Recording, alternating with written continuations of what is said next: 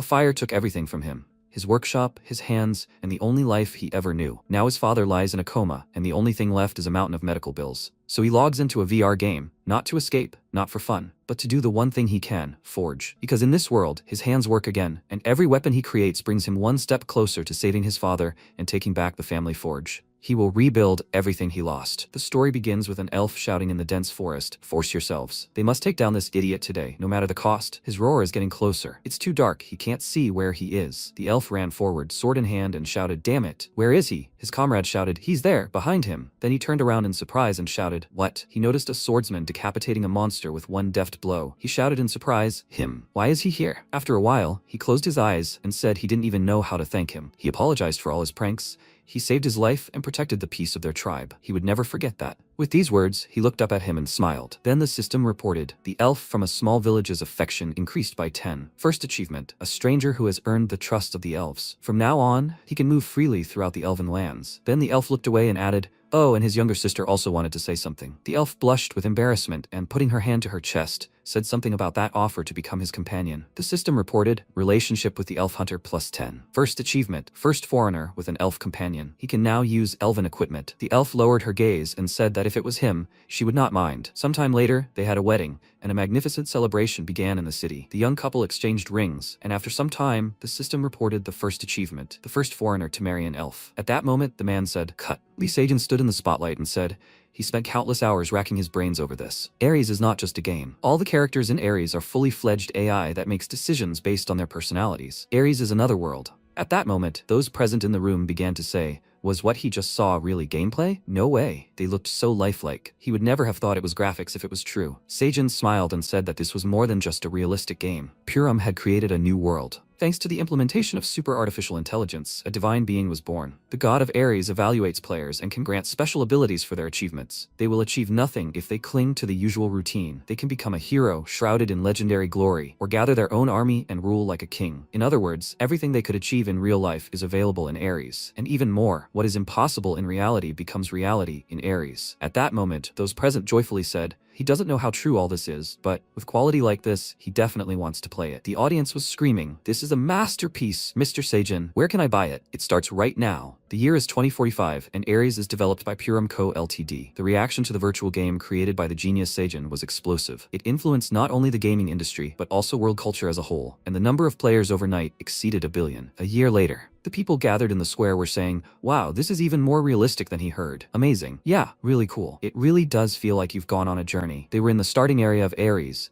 a village for players from levels 1 to 10. Then the man looked at his hands and said, "So, his real physical attributes and abilities are transferred here." It was no accident that they decided to only change his appearance. At that moment, the guy next to him smiled and told him to look. "It's him, right? An event that's been running since the game's launch. Break a wooden dummy in 10 hits. They say 1 billion and 2 billion people have already tried to complete this trivial event, and everyone has failed. If you succeed, you'll get a VIP capsule for 50 million won and a 5-fold increase to all stats." At that moment, the guy thoughtfully said that 10 hits should be enough to break it, but his friend told him to forget it. There are almost no takers now anyway. After the national team members failed, and even gold medalist Hanul failed, everyone now thinks it's impossible. He was surprised. What? If even Hanul couldn't do it, is it even possible to complete it? He said for some reason there's so much talk about it. The guy asked, but why doesn't anyone even want to try? His friend said, well, it's because today is humanity's true last hope. At that moment, they heard a voice. Could they please step away for a minute? He turned around in surprise and said, "Ah!" Then he shouted, "Wow, he's here." The players looked in fear at the big guy who had approached them. They shouted, "Madosiok, the strongest of the primates." At that moment, the goblin's teeth tightened and his size increased, and he said, "So that's the feeling that even Hanal couldn't break, huh?" He walked forward, and the players behind him said, "He's huge. They say this guy can punch a bear with his bare hands. Why did that dummy seem so small next to him?" Just then, he approached and swung his arm to strike, and one of the people present asked, maybe he won't even need a few blows. Then Madosiok concentrated and shouted, "Well then, look, the 50 million won VIP capsule will be his." With that, he struck, and the others were surprised. Wow! The dummy flew a meter away. Will it really work this time? At that moment, watching the scene unfold from the big screen, Kim Tae-seok asked what she thought. Soyeon asked, "What do you think?" He could only hope he succeeded. "Just no more angry phone calls," she pleaded. Then she looked away and added, "If this guy doesn't pull it off after Hanul, there'll be such a scandal." They created an impossible quest for hype. Ares is only thinking about recruiting players and ripping them off. Tomorrow, all the headlines will be blaring it. Then Tae-seok said thoughtfully, "So if he fails, they'll have to intervene in the system for the first time." But would the director agree to that? Soyeon turned around and, clenching her fists, shouted, "He, the team leader, will have to do this." He said, "Him, a regular team leader." She shouted, "She doesn't know. If it doesn't work out, she quits." At that moment, Madosyuk said in surprise, "Unbelievable." A system window appeared in front of him, saying the mission had failed. He should try again next time. He desperately sank to the ground and declared that he had failed. At that moment, Taeseok covered his face with his hand and declared that they were finished. And Soyeon slung her bag over her shoulder and said that they needed to get out of here before they were inundated with complaints. He'd also treat her to dinner. He walked forward and said that if he paid for dinner, she wouldn't quit. She replied that they'd see what was on the menu, and then she'd decide. At that moment, an employee pointed at the monitors and shouted, "Hey, team leader!" A new contender had appeared. Taeseok turned around and asked, "So, does he look like he can handle it?" At that moment, the protagonist stood in front of the dummy, and Soyeon, adjusting her glasses, said that he was wearing the standard set they give to newbies. This could be changed by killing just 10 first-level monsters, but the weapon looked like it was purchased. Many had already tried to get by with donations, but nothing worked. The worker apologized. He'd said too much. The protagonist, meanwhile, began to take out his weapon, and Taeseok said thoughtfully, "Everything's fine." He himself sometimes wondered, what if? Well, he'll be back after dinner. At that moment, they walked forward, and then he turned around in surprise and asked, What was that roar?" The next second, his face changed with surprise as he noticed on the screen how the dummy had split in two with a single blow. The system announced a worldwide message. "Congratulations. He was the first player to destroy the wooden dummy. All stats +5, fame +200. Noticing this, Taeseok dropped his glass of drink and said, "Crazy. What just happened? Who was that? Is there really anyone left with such abilities?" Soyeon, also perplexed, looking at the monitor, said, "No. Madosyuk was last. Looks like an ordinary person." Taeseok was surprised. She should wait. This sword. She should check the rank of this. She sat down at the keyboard and said, "1 second. Then she looked at the monitor and was surprised. Huh? She looked at Taeseok and said, "Team leader, the result is somehow strange." He shouted, "And of course. And it would be strange if it was ordinary." She answered, "Right, but it's an epic rank." A system window appeared in front of them which said, "Daylight, rank, epic. Durability, 3000 out of 3000. Attack power 143, limit none for creators, for everyone else, level 40+. Taeseok, sweating in surprise, thought, "Epic? Who is this guy? Who is he really?" Not long before, MC thought, the ringing of metal and flames that seemed to burn through everything around, the ringing of metal. He approached the man and said, "Father." He extended a trembling hand and said with tears in his eyes, "He's back." He pressed himself against the man's back and said, "Father, he will protect him." In response, he said, "His son. He's still burning. It's hot here." The next second, his body burst into flames, and the protagonist fell to the ground, stretching his hand forward and shouting, "Dad, he has to get out of the fire. Hurry, Dad." But he only said, "It's hot." In the present, the MC sat up abruptly in bed, sighing loudly, a tear streaming down his face, and he thought, that dream again. Sometime later, the lobby of Oo Hospital, Seoul, South Korea. Kim Ji-hoon sat at the table and looking at the tablet screen said, "Wow, these fools still have hope." He said that force alone would not be enough to break this wooden dummy. Then the protagonist approached him and lowering his mask said, "Hey Ji-hoon." He turned around and smiling asked, "Oh, he's already here." He asked, "What do you mean, already here? He asked me not to call him daytime." He replied, "Damn it, what was he supposed to do? He's always busy with his shift in the evenings and he can't go to his father's room either." Then the protagonist sat down at the table next to him and asked, "So what's wrong?" He asked, "Isn't he hot?" Then the protagonist lowered his mask and asked, "Is he tired of living?" In response, he apologized and, showing the tablet, said,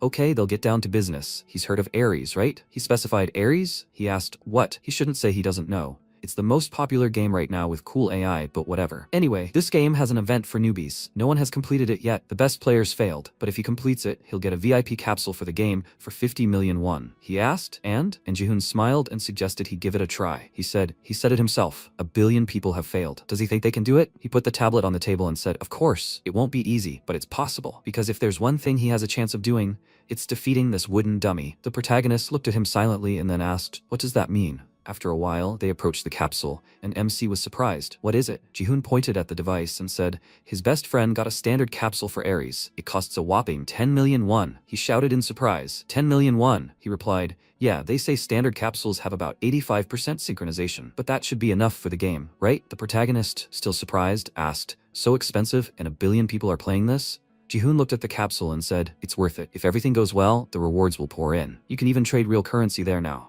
So everyone's fighting." Then he opened the capsule's lid and said, "Okay, enough talking. So are they going to go?" He tried it out a bit and before he could finish speaking, the protagonist clenched his fist and said, "Hey Ji-hoon, where did he get that?" He turned around slightly and asked, "Is it that important now?" He should think about how much they could make from this. He asked, "Is there a guarantee they'll make anything at all?" What kind of crazy idea had he come up with? He chuckled. "What a crazy idea. It's an investment." He said he had a chance. The MC was indignant. "A chance for what? What was he even talking about?" He replied, "He should listen up. Ares has a blacksmith class. Cool, huh?" He pointed at him and added, "Kang Hyun-soo. He needs to remember who he is. He's the only son of a world-famous blacksmith, and his only heir. With his skills, that wooden dummy is a piece of cake. He replied that he understood exactly what he was getting at. Then he took off his cap and said that he didn't show what was inside him. After that incident, even he, right? That's what's happened to him now. Honestly, he's in no condition to try anything. He remembered how, during a huge fire, he ran forward, stopping near the flames, and noticing a man lying on the ground, he cried out in fear, "Father!" He rushed towards him, then lifted him up and shouted that he must hold on, father. He lifted him onto his back, and then, with tears in his eyes, walked forward, continuing to shout, "Father!" He thought that day took everything from him. He barely survived, but his father never woke up,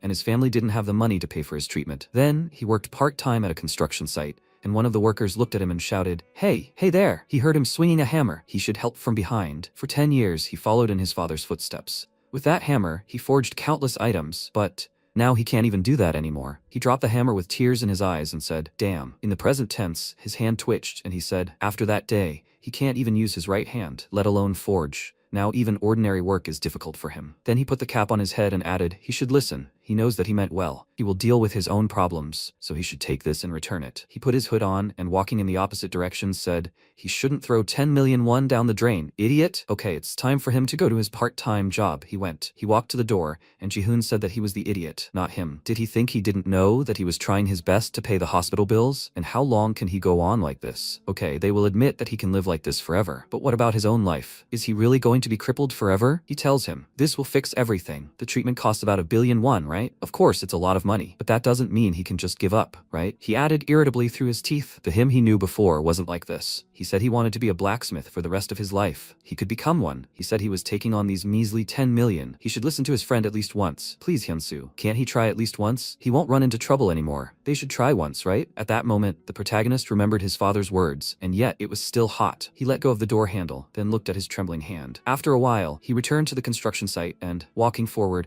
thought that Jihoon had only filled his head with all sorts of nonsense. He needed to focus on what he could do now. He needed to earn money for his father's treatment quickly. Then he looked in surprise at the man forging iron and thought, the loud ringing of metal echoed in his heart, and in the end, he still came here. The clanging of metal had brought him here. He remembered his friend's words and opening the capsule's lid thought, the flame that seemed to burn through everything around him, that familiar clanging of metal. He would hear it again, father. After that, he plunged into virtual reality. A system window appeared in front of him. Welcome to the world of Aries. Character creation begins. Please enter their nickname. He said Hunsu. The system reported, the nickname Hunsu has been created. Character customization begins. MC turned around in surprise and shouted, what? The system reported, physique analysis. He looked at his hands in surprise and said, scar. The system reported, analysis complete. Continue with this appearance? He confirmed his choice, and the system window said, character creation complete. Searching for a server. Then the protagonist clenched his fist and said, well, here's Jihoon. He thought it wasn't just that the scar had disappeared. The strength in his right hand had completely returned. He said, it seems he owes him 10 million won. Looks like it. He placed his hand on his chest and added,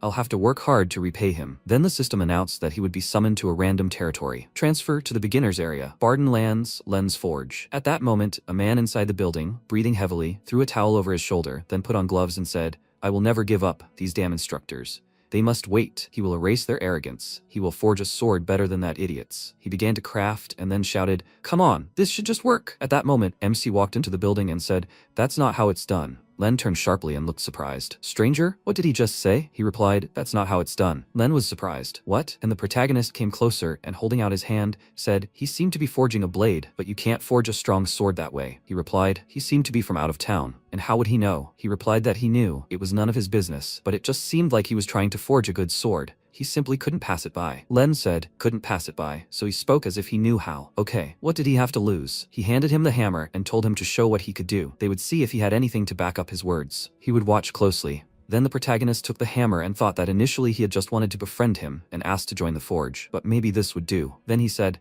but there is one condition. He asked what the condition was. He replied that if he proved he could, he would take the sword he forged, and in return, he'll show something worthwhile. The blacksmith laughed and said how cocky, and he liked it. Then he stepped forward and added, I hope his confidence stays the same. However, if he loses, he'll pay for his insolence. With that, he sat down on the bench, and MC replied, of course. After some time, he began crafting the sword and thought, 3 years have passed already. He'd certainly talked a lot of nonsense. And frankly, he wasn't sure he still had the grip, but he had a feeling he could do it. Dad Jihoon, they have to wait a little longer. All the forgotten sensations were returning. The familiar clang of steel, the scorching heat on his skin. He smiled and said how good it was to be back. He thought his body remembered everything. He could do it. He struck the iron with the hammer again and again, and Len, watching from the side, said in surprise, Some stranger, he thought he was just clumsily copying something he'd seen somewhere, but it seems he understands something. But this must be his limit. And yet, what is he so happy about? It doesn't matter whether he enjoys it, only the result matters here. He puts everything he has into a single skill. Then he said thoughtfully that he didn't approve,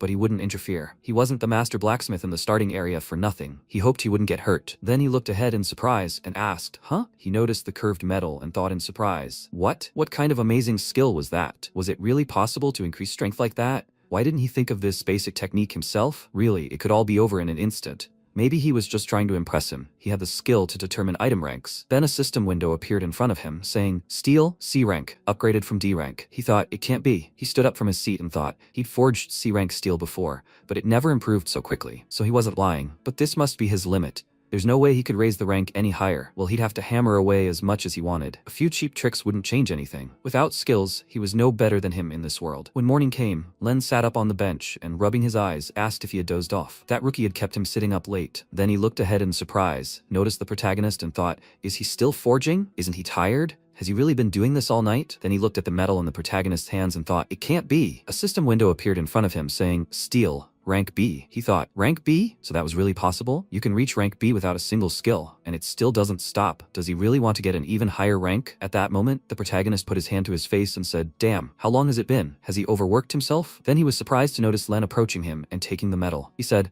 let him just tell him what to do. He can help. Agree? The protagonist smiled and thanked him. Then they got to work together. After a while, Len held the blade in his hands and said, unbelievable, A rank. You can create a rare sword with this. He couldn't believe it. His skill allowed him to determine the rank of items, and he had never even seen a magic rank item in the starting village, let alone a rare one. He looked at the protagonist and shouted, aren't you happy, kid? At that moment, the protagonist began sorting through the metal ingots and said, it's too early to rejoice. He was surprised. What? He said that all that remained was to finish the handle. The blade needed to be tempered so it wouldn't break too quickly. He needed to work hard to make it stronger. The blade was still far from perfect. Then Len placed the blank on the table and, laughing, shouted that he had never met anyone like him. The protagonist said that he had adored blacksmithing since childhood. He said he would forge a magic item and take it, right? He answered, yes. Then Len handed him the ore and asked, in that case, how about this? MC thought, what do you plan? He looked at the ore in his hands and said in surprise, this. He said it was mithril ore, a family heirloom that had been passed down in their family for generations. The protagonist was surprised. Why was he giving it to him? He answered, thanks to him, he learned a lot. Now he wants to learn even more. Besides, this ore is beyond his capabilities.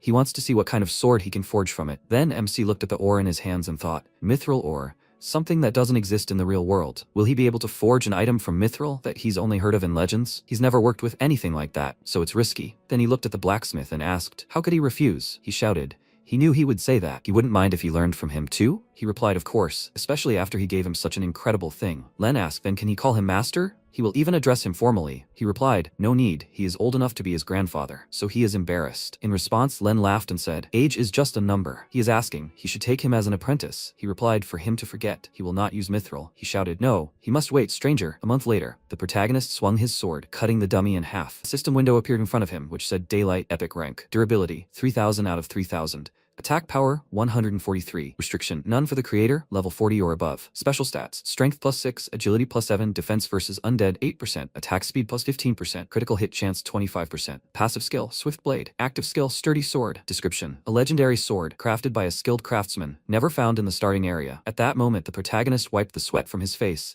and a system window appeared in front of him saying, Hansu, level 1, class none, strength 35, agility 37, HP 33, agility 19, intelligence 19, speed 353. Then everyone present began to be amazed. Wow, so he got to Ares and immediately went to the forge, got some mithril, created a sword, and completed the mission, right? In the control center, Taeseok folded his arms and said, actually, this is simply amazing. Soyeon looked at the keyboard and asked if he should focus on work instead, or if he was facing a demotion. He took a sip of his drink and said he just decided to take a break. There was no more information about this guy. Soyeon looked at the monitor and, placing her finger on it, said, Hyunsu is 23 years old, currently lives in a studio apartment. He logged into the account from his friend's house. Taeseok looked at her and shouted in surprise, hey, she found something? She's the best. She said they already knew about what happened at the arena. She was just reading the personal information from his application. He asked if the application had arrived yet. He hadn't contacted them, so he didn't think he would accept it. She replied, it just arrived, but he asks that his real identity be kept secret. He was surprised. What, hiding? She adjusted her glasses and said, right, he's extremely persistent. Why is that? And then she looked at the monitor screen and said,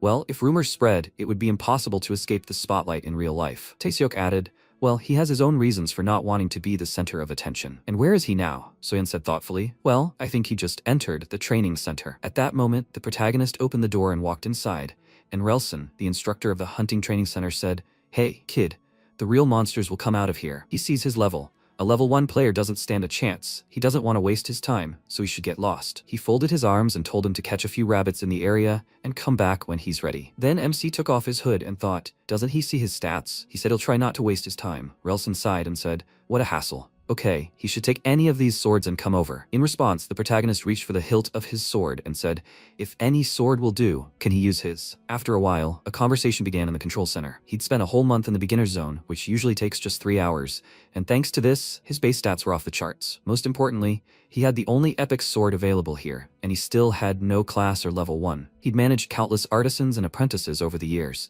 but even compared to them, what was happening now was absurd. Should they really leave everything to the will of this world's god and not interfere? Just trust this super AI called Ares? Sejin looked at his laptop screen and asked if he was worried about this too. Team lead Taeseok. He was currently at the Barden beginner hunting grounds. He probably had no idea that a legendary class offer was waiting for him. In the present, Relson frowned as he looked at the protagonist, thinking, this boy, he wants to use his own sword. Then he said, a blacksmith's blade. He thinks he's a blacksmith? Then he smiled and said, what a pathetic fool to trade his future for such a worthless profession. This place is swarming with monsters on 3 sides. A single trained swordsman is worth more than any lousy weapon. So why would someone who chose a profession like blacksmith even come here? At that moment, the system reported that Instructor Relson's affection had dropped by 10. The protagonist closed his eyes and thought that he had encountered someone like that in real life. A blacksmith was now nothing more than a futile dream, but in Ares, he felt his efforts could finally be recognized. The protagonist then asked, who was that? Of all the swordsmen who had passed through this training hall, who was the most outstanding? He wanted a test harder than his. In response, Relson frowned and thought, he may be rotting here as an instructor on a hunting ground, but he had trained countless students and would recognize talent when it was in front of him. He gritted his teeth in irritation and thought, some kind of newbie speaking with such confidence? The system reported that Instructor Relson had been provoked. Then he waved his hand and said, okay, we can try. The system reported, the test was offered. Then they walked forward and Relson told him to follow him. His job is to teach newbies the basics and test them. But for all the few who show real potential, he gives a special test, a record, a test of the 3rd stage. The next second, the dungeon bars opened and several swift 6th level goblins came out. Relson asked, was he sure? Since he insisted on such a reckless challenge,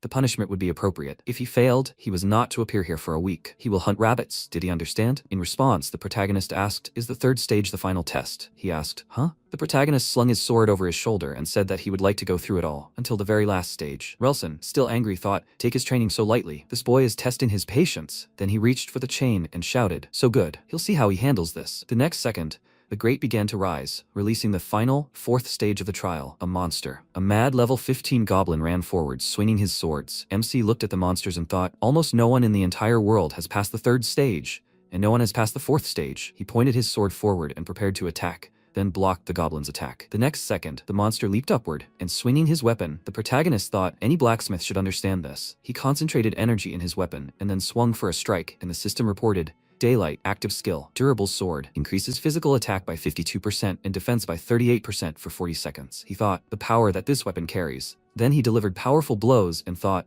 there is no weapon here that can surpass his sword. The system reported that the swift goblin had been defeated. Then he looked forward in surprise, noticing a weapon approaching him. He jumped sharply to the side, but the blade slashed across his torso. Relson, watching what was happening, folded his arms and thought he knew it. A critical hit instantly. That's why swift goblins are called a beginner's nightmare. No matter how good the weapon, without skill, in the end. And then he cried out in surprise, while MC gritted his teeth in pain and said that the burning was stronger than he expected. He thought the first level had survived a critical hit. The protagonist said that fortunately, all that time forging the weapon had also increased its stats. His strength was 35 and his vitality was 33. He thought his strength and vitality were fine, and Relson thought, this is not the end. The real danger begins now. The mad goblin. At that moment, the monster charged at the protagonist, unleashing spikes of madness. The protagonist began to dodge, frowning and backing away, and the system reported a status anomaly. Dizziness. The status anomaly, decreased vision. MC closed his eyes and Relson said, this boy is impressive, but this is his limit. This is where it ends. The next second, several goblins leaped to attack the protagonist.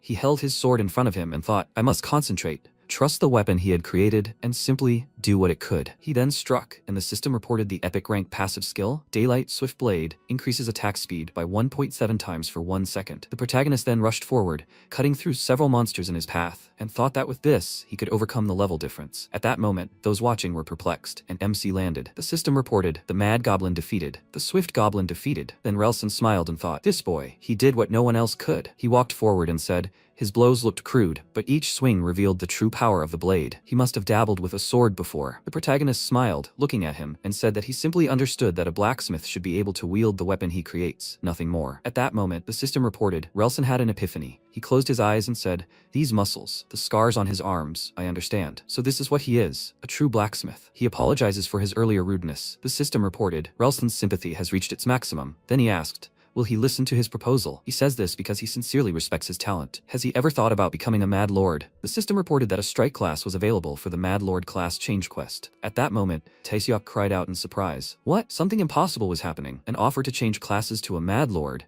a class that even surpasses the epic Mad Knight. Soyeon said, that alone makes him a special second-class player. Taeseok said, that's good. That's very good though. He thought, accepting the class change quest would mean cutting off his own path back. At that moment, Relson spoke up. The Mad Lord commands hundreds of Mad Knights. Will he become the guardian of this world? What will he say? He doesn't throw around offers like that. With his talent, he could become the king of knights. MC replied that he appreciated it, but he had to refuse. He's a blacksmith, not a knight.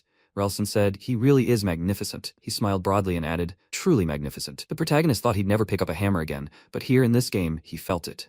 His life as a blacksmith was starting anew. Then the system announced a hidden quest, meeting the Lord. The goal was to meet Lord Vance. Relson then handed him a scroll and told him to take this letter of recommendation and go to the Lord's castle. Someone worthy of such an outstanding blacksmith awaited him there, and as a reward for the challenge, he was to take the armor once worn by the Mad Lord. It was broken and had lost its properties, but he believed he could find a use for it. He must prove his worth there too. He must do what no one else had ever done. He believed he could do it. In response, the protagonist awkwardly scratched the back of his head and said he would give it his all. Meanwhile, Soyeon looked at the monitor and said that user Hunsu had outdone himself after all. Taeseok sat next to her and said, yes, the spark of hope hasn't died yet. The pinnacle of blacksmithing, the path to becoming a blacksmith god. After a while, MC thought, the training grounds are clear. The entrance to the village. The main quest has been completed. The training is finally over. Now, after all, it's finally beginning. In the real world, he took off his mask and said, but not before. The system reported that he had logged out of the game. He said, yeah, right? He thought he had enough to do in real life too. He looked at his zero balance and thought that he'd gotten used to the game, but first he needed to pay his father's hospital bills for the month and calculate their living expenses. Then he noticed an incoming call from Jihoon. He answered the call and his friend asked if he'd cleared the training grounds. He was too busy with work to bother logging in. The protagonist replied, yeah, he just took the quest and arrived at the village. He asked, really? Cool. Now the auction house is available to him. He should go there right away. He thought in surprise, an auction house? He said that equipment and items needed in the game are created and sold at the auction house for gold. 10 gold is 10,000 won. The trade here is so good that many people make a business out of it. That's why he dragged him to Ares. He smiled and asked, do you know what he realized while playing? He had never seen anything cooler than the swords he and his uncle made. That's why he said that with a VIP capsule and a 99.9% synchronization rate, it would be even cooler. And now they must flood this world with the works of the greatest blacksmith. The protagonist smiled and thought, there he is. Then he closed his eyes and thanked him. He started eating and thought, yes, now his path is clear. He needs to focus on crafting and quests to earn gold. To do this, he will have to watch his stamina. It's nothing compared to real forging, but the game still takes a lot of effort. He ran along the path and thought, he should wait a little longer, father. He would definitely help him wake up. After a while, the system announced the entrance to the world of Ares, entrance to the village territory, access to the auction. He must enter the name of the shop to list items. The protagonist pointed his hand forward and said, Hyun's Forge. The next second, he found himself in front of a huge building, and the system announced that Hyun's blacksmith shop had been created. From now on, he could use the auction anytime and anywhere. He looked at it thoughtfully and wondered what to list first. Besides the Gwangmyeon, he only had one prototype, which he forged in the forge. This one was of rare rank. The average price for swords of a similar level was around 100 gold. A system window appeared in front of him, stating the item was Hun's first sword. Class, rare. Restrictions, levels 1 to 30. Attack, 36. Durability, 1000 out of 1000. Special abilities, +2 strength, +1 dexterity. Active skill, quick draw. Description: the best sword available to a level 1 user, crafted from the crudest materials. MC said Jihoon said not to set the price too low, maybe 100 gold? Then he set the price and said, I hope there's some good news. While he waits, he'll find out more about the village. At that moment, players noticed the auction and started discussing whether it was created by a player without a class. Unusual. And yet, why is the price still rising? Then user Blam wrote, Deputy Guild Leader, has he seen this one before? Isn't that crazy? Golden Shield Guild. They say the creator of this sword is a level 1 user without a class. Everyone is shocked because he made the best sword from the simplest materials. Moreover, they say it can even be improved. The Vice Guild Leader said, well, the worse the material, the lower the chance of success. Blame replied that he must have used materials of the same rank, so he saved even more. He wrote that with such a small investment, it will last until level 50. Whoever he is smart. He replied, he even gave it a name, the First Sword. This is the first collectible from the creator. With some mastery at level 1, that in itself is valuable, right? He asked, valuable? He replied that they will gain prestige. After all, they were the first to recognize and buy his work. The Vice Guild Leader wrote that he is a genius. He replied, then go ahead. At that moment, the protagonist closed his eyes and, folding his arms across his chest, thought that now that the auction was listed, it was somehow awkward. After all, he hadn't forged for a long time, and even then he was just getting used to the game. Then he noticed a notification. The item, the first sword he listed, had been sold. Sale completed. Adventurer's log, board, equipment inspection. A magazine appeared in front of him. He asked in surprise, has it already been sold? The pages of the magazine started to turn, and the MC said, but he put it up for 100 gold. How much did they sell it for? Then his eyes widened in surprise, and he shouted, 1,000,001. That's insane. Was the buyer the Golden Shield Guild? There was a message attached to the purchase. Hello, this is Blam from the Golden Shield Guild. They are honored to acquire Hun's first artifact. Their guild's doors are always open to talented people. If he is interested in an exclusive sales contract or guild membership, please do so. He thought, the Golden Shield Blacksmith Guild, 780,000 subscribers? Jihoon said that gaining subscribers is much harder than leveling up. The more subscribers, the more people follow him, and attention leads directly to profit. As for the subscribers of the Hun Blacksmith, only 82. Well, still. The system reported, opening a message window, and a huge number of journal pages flew around. It said, Blue Hammer Guild, here's a shocking offer. Hello, this is the Artemis Guild. Hello, the Truth Guild. The Bossum Guild wants to invite him. They would like to invite him to join the guild. They will support him. Please, he must join them. The system reported that offers to join the guild keep coming in. The protagonist thought, Ares is waiting for blacksmiths who disappear from the real world. The value of a craftsman's skills shines brightest when backed by precise data. But now is not the time to join the guild. He approached the Lord's castle and thought that he hadn't even demonstrated half of his skills yet. His true value would only now be revealed. At that moment, inside the castle, Vance asked, is it really impossible? Bell looked at him and smiling said, yes, my lord. Since restoration is risky, the item could be lost forever. Therefore, they needed to find the best restorer on the continent.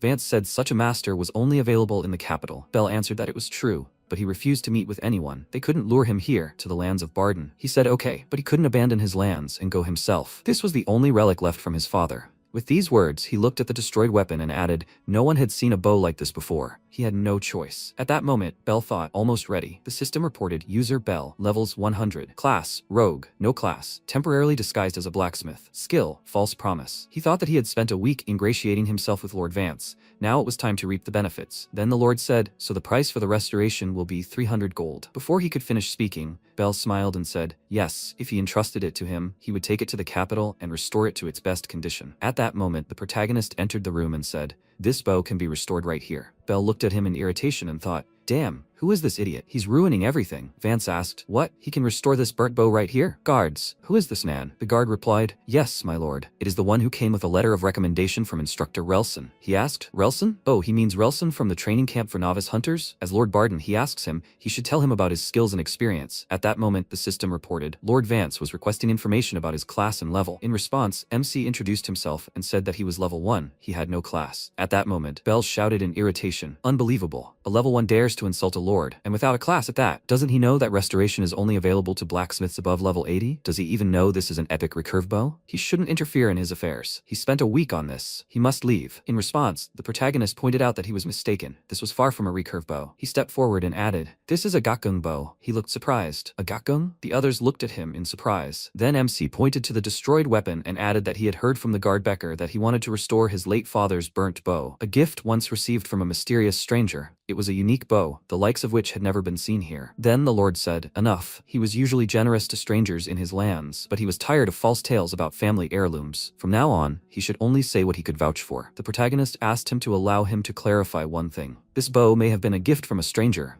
but wasn't it made here, in these parts? The Lord looked at him in surprise, and he said that, on the way to his hall, he had noticed a painting of animals similar to water buffalo. Their horns were considered a valuable material even in his world, but he was struck by the curve of this bow. Whale sinew had been used instead of ox sinew. How could this be explained? Then Vance closed his eyes and, frowning, realized he was right. The stranger had been a friend of his father's, a blacksmith. The painting he had seen depicted giant water buffalo, monsters from the Barden swamps, their horns and whale sinew from Barden Harbor, both extremely rare. He had crafted a gift for his father from them, the finest ever made in Barden. He had noticed something that even a blacksmith of his level had missed. At that moment, Bell looked at him indignantly, and Vance folded his hands in front of himself and said he couldn't just let his father's relic decay. He wanted to entrust it to someone, if only there was a way. He said, his name is Hunsu. If he didn't mind, he'd like him to restore this relic. At that moment, a system window appeared in front of him, saying, the related quest has been accepted. Restore Lord Vance's Gakgung. Rank A, reward 50 gold. Then Vance looked at Bell and said he could go. He'd call when needed. In response, he bowed and said, yes, he understands. Then he turned an irritated gaze to the protagonist and thought,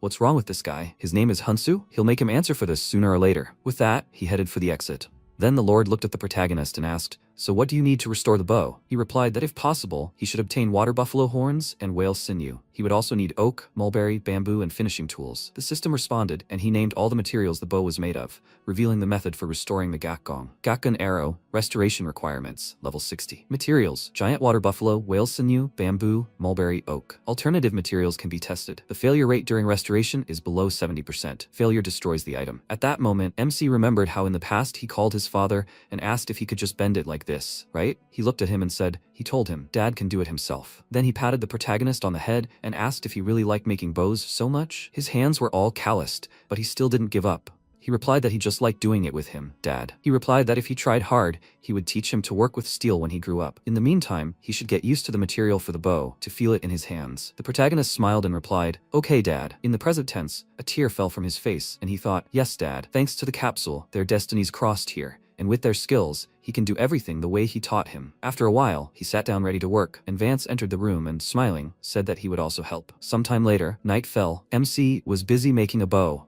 while Vance helped him with this task. Then the Lord looked at the protagonist and thought, it's not easy to work all day. The strength in his arms is waning, but seeing him so happy gives him strength. As morning came, he thought, and yet to think, they've been messing around with this for a whole week. After that, he lay down on the floor and asked if he could go already. The protagonist answered negatively. He needed help with the frame. The reason he comes here every day, my lord, is because he wants to restore his father's relic with his own hands, right? He smiled and noted that this was true. Then he sat up and said, this bow is the only thing that keeps the memory of his father. And he, Hunsu, he seemed to enjoy working on the bow. He looked down and replied, yes. He also had many good memories associated with it. Then he approached the Lord and added that thinking about the past takes time and effort. He extended his hand and he replied that he understood. So day after day passed, and on the last day, MC said, finally the Archer's Gakgung is ready. A system window appeared in front of him, which stated the status. Rank, Epic, Archer's Gakgung. Durability, 3500 out of 3500. Attack, 253. Requirements, level 60. Special property, Dexterity, plus 9.5%. Accuracy, plus 2%. Drawing speed, plus 77%. Failure, -1. Passive, Victory Packers, Laces. Active, Triple Shots, Improved Model, more powerful than its original form. After some time, Vance approached the statue and asked, Father, can he see? The mysterious stranger had given him this bow. The protagonist looked at him and asked,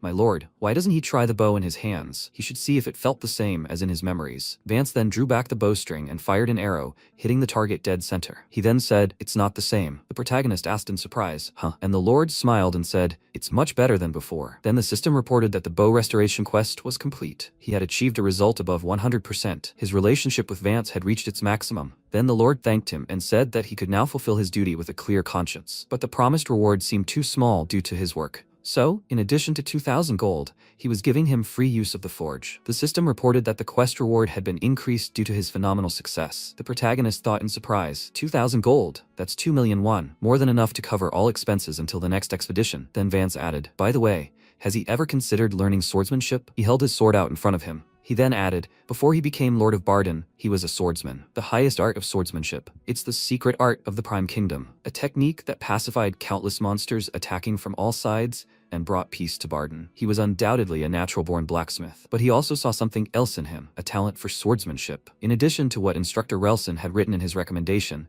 seeing his personality convinced him. Excellent physical fitness and lightning-fast reflexes when handling tools. Incredibly deep knowledge and understanding of all types of weapons. On top of all this, he would share with him a piece of his swordsman essence. A system window appeared in front of him, stating the task, fencing training. Rank B, reward, excellent swordsmanship. He must reach 80% mastery to gain the skill. Then he came closer and said that they were running out of time. He shouldn't fall behind. If he worked as hard as he did in his workshop, it would be more than enough. And MC thought, well, it looks like he'd received an unexpected gift, and so a busy month flew by, creating his own gatgun, restoring the rusty armor of the Mad Lord, and then, sword training complete. After some time, Vance asked, was he leaving already? The protagonist sheathed his sword and confirmed it. Then he said that thanks to him, he was completely ready. The Lord asked where he was heading now. He looked at him and said that now he thought it was time to get a real profession. Vance added that if he ever needed midnight, he could always come here. After that, the protagonist walked out the gate and thought that he had said goodbye to the Lord. It was time to pack his things before leaving. The new equipment he'd forged and restored over the years, the Mad Lord's armor, was durable enough to compensate for its low damage deflection skill, and a brand new gatgun with a 60% accuracy bonus. He flipped a page of his journal, or perhaps added it to cover living expenses for the upcoming quest. He crafted several rare-grade bows and put them up for auction. The auction listing said it was Hun's second bow. Class Rare, durability 2400 out of 2400,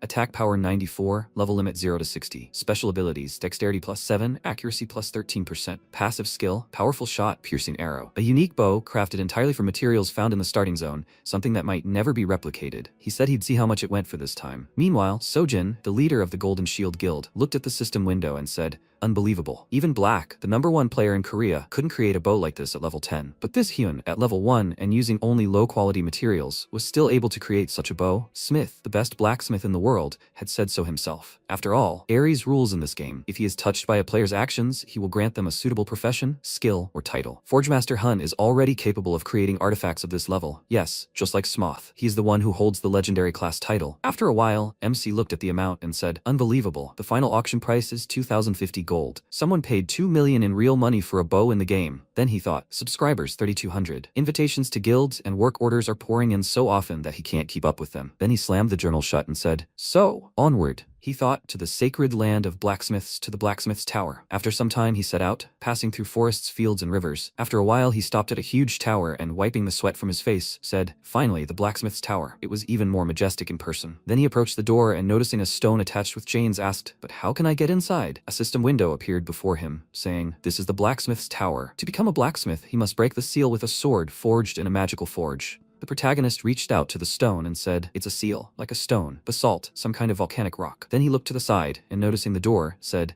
a magical forge then. After that, he walked inside. The system informed him that he had entered the magical forge. Here, he can train in the blacksmithing skills required for the trial. Materials and tools are provided indefinitely. Production time is also significantly reduced compared to a regular forge. However, the swords created here can only be used for the trial. The protagonist said, the trial is to break a stone seal with a sword, I see. So they're only testing his blacksmithing skills? A sword capable of cutting through stone. With these words, he picked up a hammer. Meanwhile, Deng said, useless idiots. They all look the same. How much will he earn if he learns this? What can he do to earn gold quickly? He took a sip of his drink and said, all they think about is churning out junk with their skills. None of them care about the true craft of a blacksmith. He wiped his mouth and added, the way of a blacksmith is already dead. Everyone is here only for gold. He was the master of the blacksmith tower. Then he added, if all he wanted was the title of blacksmith, then he should get it however he wanted. He then poured another shot of alcohol and said that if he just wanted to cobble together a sword and swing it around without a soul, then that's exactly what he'd get. His role here was over. No one would ever cut the sealing stone. Maybe scratch it at best. Then he frowned and said, no, absolutely impossible. At that moment, MC said he would forge a Damascus blade. He put on the glove, and the system reported that only master blacksmiths could forge Damascus steel. They recommended starting with a simple iron dagger. He said, with unlimited materials, if you know the method, you can at least try. Then he closed his eyes and remembered his father saying, Hinsu,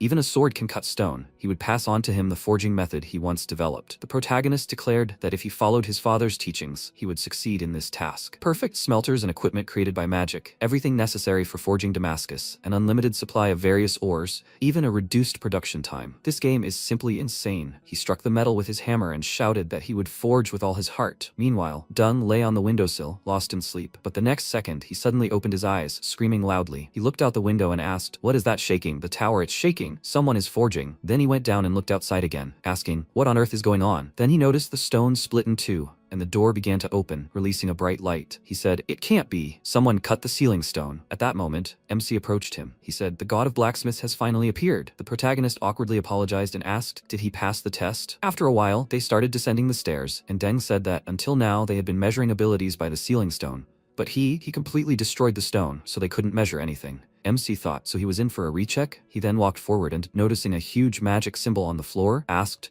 A magic circle? Deng said it was a summoning circle, and then he handed him a hammer and told him to take his hammer. The protagonist turned around and asked in surprise, "What?" Then the system reported that he had received Deng's hammer. An SS rank quest had begun. He then pushed him away, forcing him to stand in the magic circle, and said, "There's a real test he must pass." Then MC began to teleport, and Deng said that he should be able to handle it, the god of blacksmiths. The next second, the protagonist found himself on top of the fortress wall, and then clutched his head and asked, "What is this? Where did this come from? Is this really a recheck?" Then he noticed a huge number of monsters heading towards the tower, and the system announced a SS-ranked quest. He must defeat the invading orc army. He shouted, "They must wait. This should be a quest for a blacksmith." At that moment, he heard reinforcements from the master blacksmith. He quickly looked to the side and asked, "Reinforcements? Him." He looked at the group of warriors, and the system announced the completion conditions. 70% contribution among 50 valiant warriors. Then Hans smiled and thanked him for coming. He was Hans, the commander of the punitive squad. The orcs were attacking the Prime Kingdom with increasing ferocity every day. They had damaged much of the equipment in the battles. Would he be able to quickly repair it with his skills? MC replied that he thought there was some misunderstanding. He hadn't yet obtained the blacksmith class, so he couldn't use his skills. He was surprised. "What? Then what kind of hammer was that in his hands?" The protagonist looked at the tool in his hand and thought, "Ah!" He said he'd received it during his class transfer test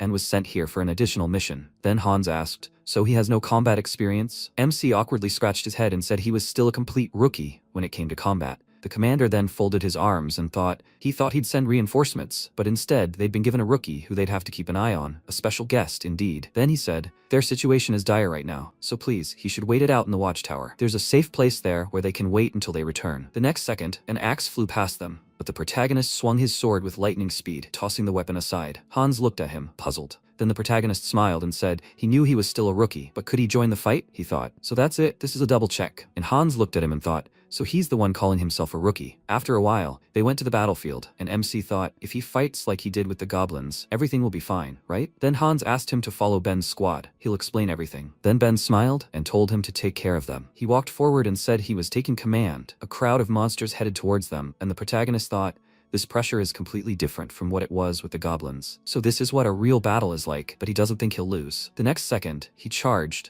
decapitating the monster standing in front of him, and the system reported that he defeated a level 10 orc. He received 86 experience points. He thought his month of training had paid off. The system reported he'd leveled up. At that moment, Ben, defending himself with his shield from monster attacks, looked at the protagonist and thought in surprise, he really has no class? He's amazing. Then MC quickly glanced to the side, noticing a monster leaping forward and thinking Ben was in danger. He changed his weapon to a Korean bow, then drew the bowstring, and taking aim, fired, hitting the monster squarely in the chest. Ben turned sharply and looked at the protagonist in surprise. The protagonist then fired another arrow, piercing several more monsters. After that, the system reported he'd leveled up. Ben looked at him and thought he'd sent that huge orc flying with a single arrow. Was that even possible? At that moment, Hans shouted, he needs to pull himself together, Ben. The orcs are targeting Hunsu. They're attacking. At that moment, he looked at the protagonist and ran towards him, thinking that he was in trouble because he was saving him. He frowned and thought, how could he have gotten distracted in the middle of a fight? Because of him? Because of him, Hunsu. At that moment, the monsters had already pointed their weapons at the protagonist, and at that moment, he used the weapon change, Daylight. He swung his sword and shouted, Fury. He dealt several powerful attacks at once, turning and moving forward. The system reported, Fury indiscriminately attacks all enemies within a 10-meter radius. Then he dealt several more attacks to the next monster, cutting it into several pieces, and the system reported he leveled up. Contribution, 19%. At that moment, Hans smiled, looking at him, and thought, so the old master didn't send him for nothing. Since he's on their side, they can do it. They can do what they couldn't before. He shouted, amazing. Everyone, they must listen. Today, together with Hansu, they will crush the orc army. The system reported that his actions had boosted the morale of the punitive squad, and MC smiled and thought, it seemed he really had become part of this squad. Then he set off again, and the system continued to notify him of his level increase. His contribution was 28%. He wondered why his contribution wasn't growing as fast as he thought. The system reported that he was pacifying the orcs faster than anyone. A hidden quest. A new, never-before-seen episode begins. At that moment, they ran up to a huge orc warrior, level 51. Hans stopped abruptly and shouted for them to wait. Everyone must stop. He had finally appeared, the one they had never been able to defeat, their sworn enemy. At that moment, the man shouted, Captain! They are surrounded. He started looking around and thought, damn, this is his mistake. They were so carried away by the battle that they had gone too far. At that moment, Ben shouted, Captain, they're ready, and today they'll finally finish off these idiots. They won't retreat. He replied, that's right, this can't go on any longer. Everyone attack. He frowned and, holding his sword in front of him, charged. And the protagonist, watching from the side,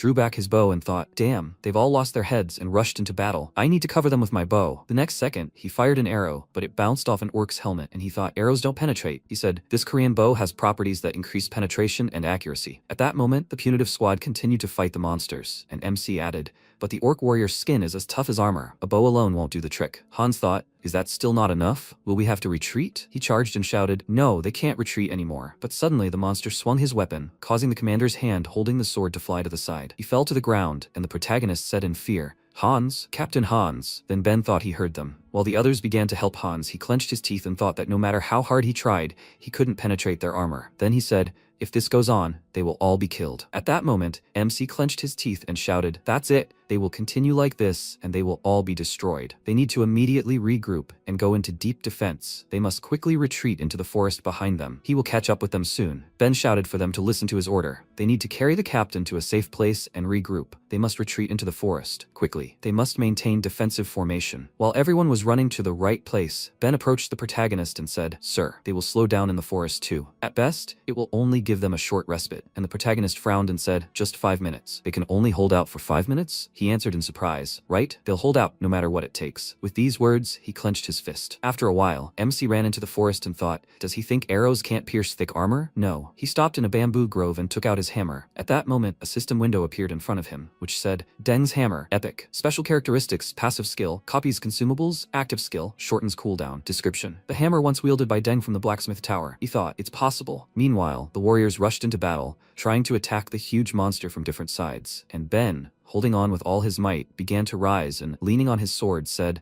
they only have to hold out for 5 minutes. It's only 5 minutes. He clenched his teeth and added, they will not retreat. They will never retreat. The next second, the warrior raised his weapon, and Ben held his sword out in front of him, then turned around sharply. But at that moment, a huge wound appeared on the monster's neck, and it began to fall to the ground. Ben looked at this and wondered what was happening. He looked into the distance and noticed the protagonist, who fired an arrow. The monster began to scream loudly, and then the protagonist added another arrow, hitting the monster in the back of the head. Then he added and prepared 3 more arrows, and Ben shouted, Mr. Hunsu. MC was holding a Hun Pyeongjeon, a rare one. Attack power, 55. Special ability, piercing power plus 70% arrow speed plus 60%. Description. Thanks to its short shaft, this arrow flies faster than others and has a destructive force capable of crushing even stone. He thought it was a tonga made of split bamboo. Edgisol. Arrows sharpened and then recreated with a Deng hammer. Combine this with a Korean bow. Then the system reported that the Gakgung and Aegisol had been activated. Set bonus. Attack power plus 25%, strength 10%. While the warriors defended themselves with their shields and struck with their swords, the man ran forward and shouted for them to fight back. They must give Lord Hunsu a chance to attack. They ran forward, and then the protagonist thought the weapon's penetrating power is comparable to a fatal rifle. Then he fired a powerful arrow, hitting the huge orc right in the chest. The system reported that he had defeated the orc warrior. He had leveled up. He had earned the title of Orc Slayer. Attack power against orcs increased by 15%. The orcs now fear him. Then one of the monsters threw down his axe and began to run in the opposite direction, and the punitive squad screamed, the orc warriors are scattering in terror, they must catch them. MC then ran forward, kicked off the ground, and leaped upward, aiming at the monster and firing an arrow, destroying its head. After a while, the system reported a rank SS mission, subdue the invading orc army. Total contribution, 92%. He completed the mission with a phenomenal result. At that moment, the protagonist stood on a hill while the members of the punitive squad shouted, Sir! The system reported that the punitive squad was delighted with his success. The punitive squad trusts his leadership. A hidden item has been obtained. He who leads on the battlefield. The special stat, Charisma, has been increased by 10. At that moment, Hans, holding Ben's hand, approached them and said, Sir Hansu. He turned and said, Captain Hans. He smiled and said, they've only been able to defend themselves for so long that he never hoped to live to see this day. Their cherished dream, victory over the orcs. He slapped his chest and shouted, I'm so grateful. Tears welled up in his eyes, and the other members of the punitive squad also slapped their chests. MC followed suit and said he was grateful too. He thought, the extra test is over. He looked into the distance and wondered, now should he go back to the blacksmith's tower? He awkwardly scratched his head and asked, but how should he get there? After some time, the central tower, the blacksmith's hall. Deng said, the blacksmith's tower has fallen into disrepair. All honor and glory goes to the knights. Only those blinded by the lust for gold come to the blacksmith's tower. They need someone with the true soul of a blacksmith. And that's the one who will be worthy of taking up this sword. At that moment, several people stood in a circle with the sword in the center. He added, many candidates had come here, but the prophecy never came true. A prophecy left by the blacksmith god in the distant past. A prophecy that a successor would appear and restore their former prosperity. Coulson asked, and lo and behold, of all the tower masters, only one was worthy of passing the test of the sword. Wasn't it the great Deng? He chuckled and added, but what if the chosen one was just a hoax, gathering everyone, tearing them away from their work, only to say they were giving the right to the test to some young foreigner? He was the master of the bow tower, the tower of blacksmiths. Deng looked at him and asked, Coulson, didn't you read the letter he sent? This is a well-earned right, given to the one who passed their test. Moreover, he didn't even change class. But he led the soldiers and, demonstrating the mastery of a blacksmith, destroyed the orc warriors. One of those present asked, destroyed them? Even without a class? Then Deng said, this test is based on a prophecy. The successor of the blacksmith god will be stronger than all, so this sword will provide the final answer. He thought he would soon see everything for himself. At that moment, a subordinate entered the room and called Deng, reporting that Lord Hunsu had arrived in the hall. He said, okay, he was supposed to bring him here. The next second, the protagonist opened the doors and walked forward. Deng said, welcome, stranger. He had passed the test and earned the right to enter the blacksmith's sanctuary. Moreover, he earns the right to challenge the sword of space left by the blacksmith god. MC looked at the sword in the center of the circle, and Deng added, the moment he touches the sword, everything will be decided. After that, he will receive a worthy reward. He thought, a worthy reward? After all, he had completed an S-rank additional task during the class transfer test. Perhaps it will be a legendary class? Then Coulson folded his arms and said that he congratulated him. Standing in this sacred place was an impressive sight, to display such ingenuity at a critical moment. However, the arrow he created was merely a semblance of a solinarion. In the end, he was simply lucky. Without this epic rank bow, he would never have passed the test, and now he must obtain it. They will see if luck smiles on him again. Then the protagonist thought, these are the masters of the blacksmith tower, each of them a living legend of Ares. They are elite named NPCs, each with titles and levels that inspire awe. A system window appeared before him saying, Coulson,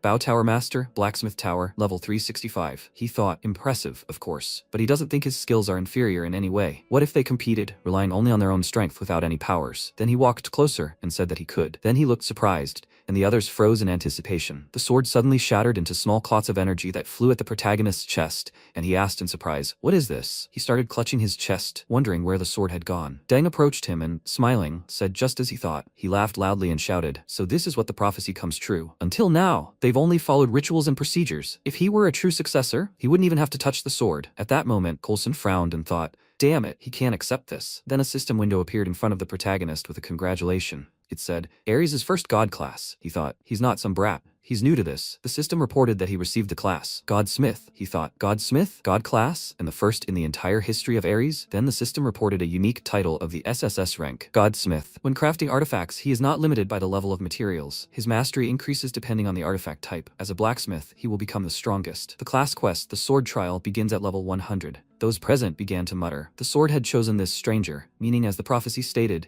he was the successor to the blacksmith god. The next second, Coulson shouted indignantly. He couldn't accept this. They, the tower masters, were waiting for a great successor who would receive the revelation of the blacksmith god. It couldn't be said that the sword's choice was the will of the blacksmith god himself. At that moment, Deng shouted indignantly, Coulson, the prophecy is immutable. He turned and shouted, this is not a farce. The successor must be recognized by all the tower masters. This is also part of the prophecy. Therefore, he, Coulson, the master of the bow tower, challenges him, the stranger, to a blacksmith's duel. With these words, he pointed his finger at the protagonist and added that only if he defeats him in this duel will he recognize him as the successor. But if he wins, he'll renounce the title bestowed by the sword of prophecy. He'll renounce it. Deng shouted indignantly, he's gone mad, and the others must seize Coulson immediately. But those present began to awkwardly avert their gazes, and Deng thought, these guys? Coulson said, running away is also an option. In that case, he'll make him deputy tower master, if of course he obediently undergoes his training. Then he laughed loudly and MC said, very well, he accepts the challenge. A secret skill was used. Coulson said, blacksmiths. The protagonist added, they speak through their skill. The system reported, now he can use divine crafting.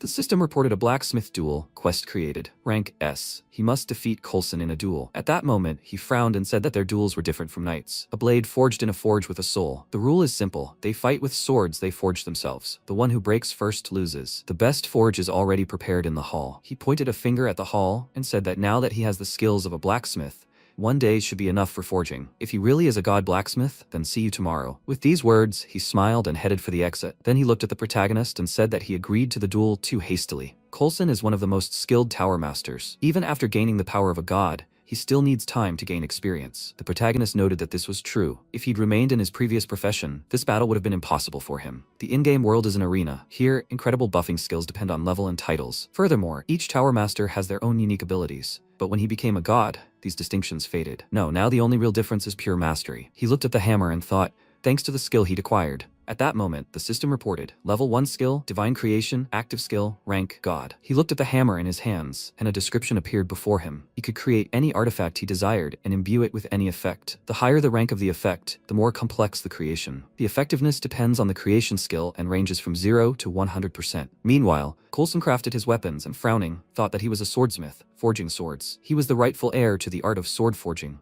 passed down through generations, inheriting his father's craft. But then someone far more skilled appeared. So instead of a swordsmith, he was forced to become a master of the bow tower. It was bitter, but he decided to resign himself and serve the great Deng. But this Deng had brought some stranger, a nobody, and elevated him above him. He gritted his teeth in frustration and thought that he would not tolerate this. He swung his hammer, then delivered a powerful blow. Meanwhile, MC, sighing with fatigue, looked at the blank in his hand, and Deng, watching him, thought, the process of imbuing artifacts with abilities and effects follows the basic law of equivalent exchange. To gain an advantage in this duel, he must emphasize durability and maximum force, the weapon's ability to destroy. This means that to obtain the desired ability, he will have to forge an item of the highest rank. But Hyunsu's durability and properties are only of the rare rank. Hyunsu, what are the plans and abilities of a blacksmith god? After some time, the opponents met in the arena, and Coulson, smirking, said that since he didn't run away, he guessed he must have forged something overnight. They would see if his creation was truly worthy of the heir of the gods. Then he began to draw his sword from its sheath and added that he should first let him present his sword. He pointed the weapon forward and a system window appeared before him. Coulson's Dark Knight, unique. Durability, 12,000 out of 12,000, attack power 654, special abilities, durability plus 15%, sword mastery plus 2 levels, passive skill, weapon destroyer, active skill, light of the Dark Knight. At this moment, Deng folded his arms and thought,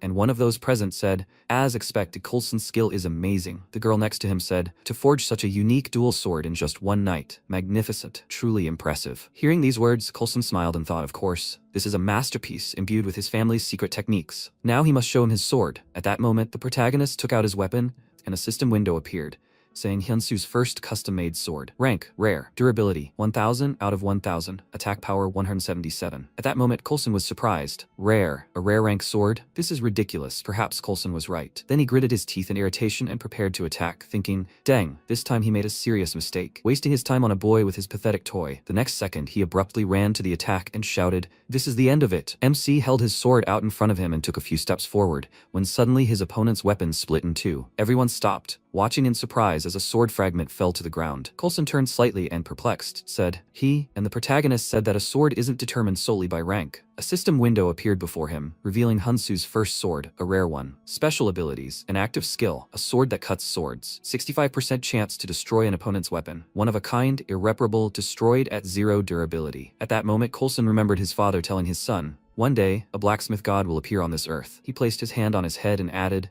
the one who will shatter their understanding of the world and lead them, bringing a new teaching. And everyone will have the chance to meet him. Coulson looked at him and smiling said, Father, if he too becomes a great blacksmith, will he be able to learn from him? At that moment, Deng smiled and thought, simply breaking a sword wouldn't be enough to convince the tower masters, so he'd forge a sword that could cut swords. And not long before, Deng had asked, is such a thing even possible? MC had said it was never easy. Creating an artifact of the required level always comes down to the blacksmith's skill. He smiled, looking at it, and a system window appeared in front of him, saying, a special creation of a god. The higher the effect level, the more difficult the creation, with efficiency ranging from 0 to 100% depending on the crafting skill. In the present, Deng looked ahead and thought, Hyunsu has all the knowledge and skill to bring such an idea to life. At that moment, Coulson had said, a god blacksmith, could he also dig up such a sword? The protagonist smiled, looking at him and said, the word impossible doesn't exist. Then Coulson began to cry. He dropped to one knee and said, Coulson, master of the bow tower, now stands before the blacksmith god. The system reported, blacksmith duel, quest complete. Coulson then approached the protagonist holding a chest in his hands and calling him, asked him to accept this. For a start, 500 gold. With these words, he opened the chest and showed the coins. The protagonist, looking at this, smiled and thought, is this a reward for the quest? Then Coulson held out a scroll and added, and this scroll with the drawing of the legendary bow. This was transmitted in their blacksmith tower. Then the system reported, he has received the drawing of the legendary bow, one of the 10 treasures of the blacksmith tower. Then he said, this bow, he was never able to do it. Pass it on to someone who can become great. That is the true purpose of this. Then Deng closed his eyes and said, now that the god of blacksmiths has finally appeared, they too will start from scratch. Therefore, Mr. Hyunsu, he asked him to ascend to the pinnacle of power and explore this vast world. Then MC waved his hand and said, the ascent of a god begins. After a while, he and Jihoon clinked drinks, and the protagonist shouted, hooray! His friend smiled and said he couldn't believe he was drinking beer at Hyunsu's expense. And he even changed his class to divine. He recommended Aries to him because his talent was wasted, but he never imagined he was so good at games. After all that suffering in the forge, he finally made it. so what's different about the divine class? He replied that he didn't think there were any drastic differences right away. What's more important is that he needs to pay his father's hospital bill tomorrow. Meanwhile,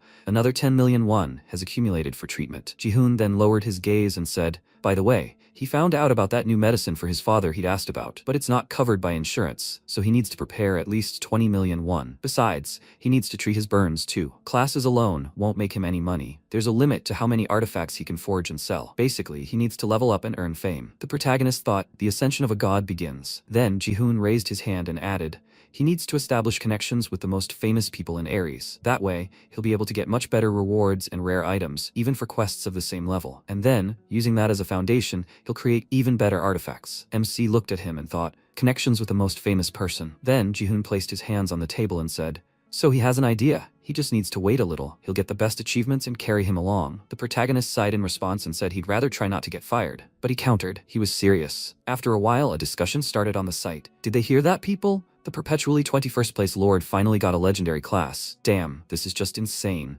But that's not all. The most amazing thing is that he defeated the Sword King Barad. Defeated? What do you mean, his attack got through? Yeah, right. No one could even hit him before, right? So that's really damn cool. You can't argue with that. How did he do it? How did he even manage to do it? Meanwhile, the protagonist looked at his phone screen and said, 30 million won a month. He needs to pay the overdue bills today. It's impossible. Even if you add up the quest reward and the auction proceeds, he can't let his father's treatment stop. Then he asked in surprise, huh? His eyes widened in surprise when he looked at the phone screen. It said, the first Hunsu sword sold for 53,310 gold. Sold to the player lord. He asked, Lord? The next second, he ran to the worker and putting his hand on her monitor, apologized. He shouted, the hospital bills that needed to be paid today, he'll pay them all right now. He thought, I'll never quit playing Aries. After a while, the lord texted him, Mr. Hunsu. He was very grateful. Really, Mr. Hunsu. Thanks to his sword, he was able to fulfill his dream and pass the Barad trial. If people understood the true value of the sword he created, they would realize that the 50 million won he paid was a mere pittance. Cutting through the blade of the Sword King himself and breaking through his defense, even he was clearly surprised. Mr. Hunsu, the king of the Goyard Kingdom, the Sword King of Barad, is waiting for him. He wants him to forge a sword for him. He was surprised. The Sword King of Barad? The Lord asked him to go and meet him. After a while, the protagonist went outside, raised his head up, looking at the bright sun. He thought he could pay for his father's hospital bills and the new medicine. He must meet Barad, and he would get his lost forge back too. After a while, Kang Hyuk-soo got out of the car and, looking at the building, said, a forge in their day. Hyun-soo, there was only a month left until their agreement expired. After a while, MC answered the phone in surprise and asked, what? Barad, he can't meet him? Ji-hoon asked, does he think he can do anything just because he's a divine class? A level 10 newbie is going to meet the king? To meet a high-level NPC, their level and fame must also be high. To meet Barad, you need to be at least level 200. But that doesn't mean there's no way. Goyard Martial Arts Tournament, an event held annually in the Goyard Kingdom, with a level limit of 50 to 60. Sword King Barad is always on the lookout for talent with potential, so every year he holds a fencing tournament for foreigners. This tournament is about to begin. The winner receives their reward personally from Barad. If he wants to meet him right now, this is his only chance. Sometime later, the protagonist was riding in a cart and, looking away, remembered Deng's words. Mr. Hunsu, he recalled, he must go to the land of Castle. This is a land on the border of the northern kingdom of Drum, where hellish undead rage daily. There, his abilities will be needed more than anywhere else. He thought about the land of Castle, a war zone where they repel monster invasions. According to Deng, this is the best place for quick leveling, exactly what he needs. He must handle this, whatever the quest. After a while, the system reported that he had entered the territory. At that moment, Render looked at him and, smiling, asked, are you reinforcements from the capital? Excellent. Any fighter is worth their weight in gold now. He was a level 76 Centurion. He added, the number of advancing undead is growing. MC came closer and said, he says it's growing. Do you know the reasons? He looked at him and replied, well, when the sacred Rama's bell rang in the lands of Kassel, the advancing undead weakened, and it was easier to deal with. Until recently, the ringing of the Rama's bell scared away even the distant undead. The protagonist thought, so that's how the system works. Then Render added, but recently it's shattered into pieces. They were caught off guard and barely had time to strengthen their defenses. The enemy sensed this and began to gradually creep closer. The protagonist asked, can it be fixed? He was surprised, huh? Could it really be from Master Deng? He awkwardly scratched the back of his head and confirmed it. He was indeed sent by Deng, the head of the Blacksmith Tower. Render said,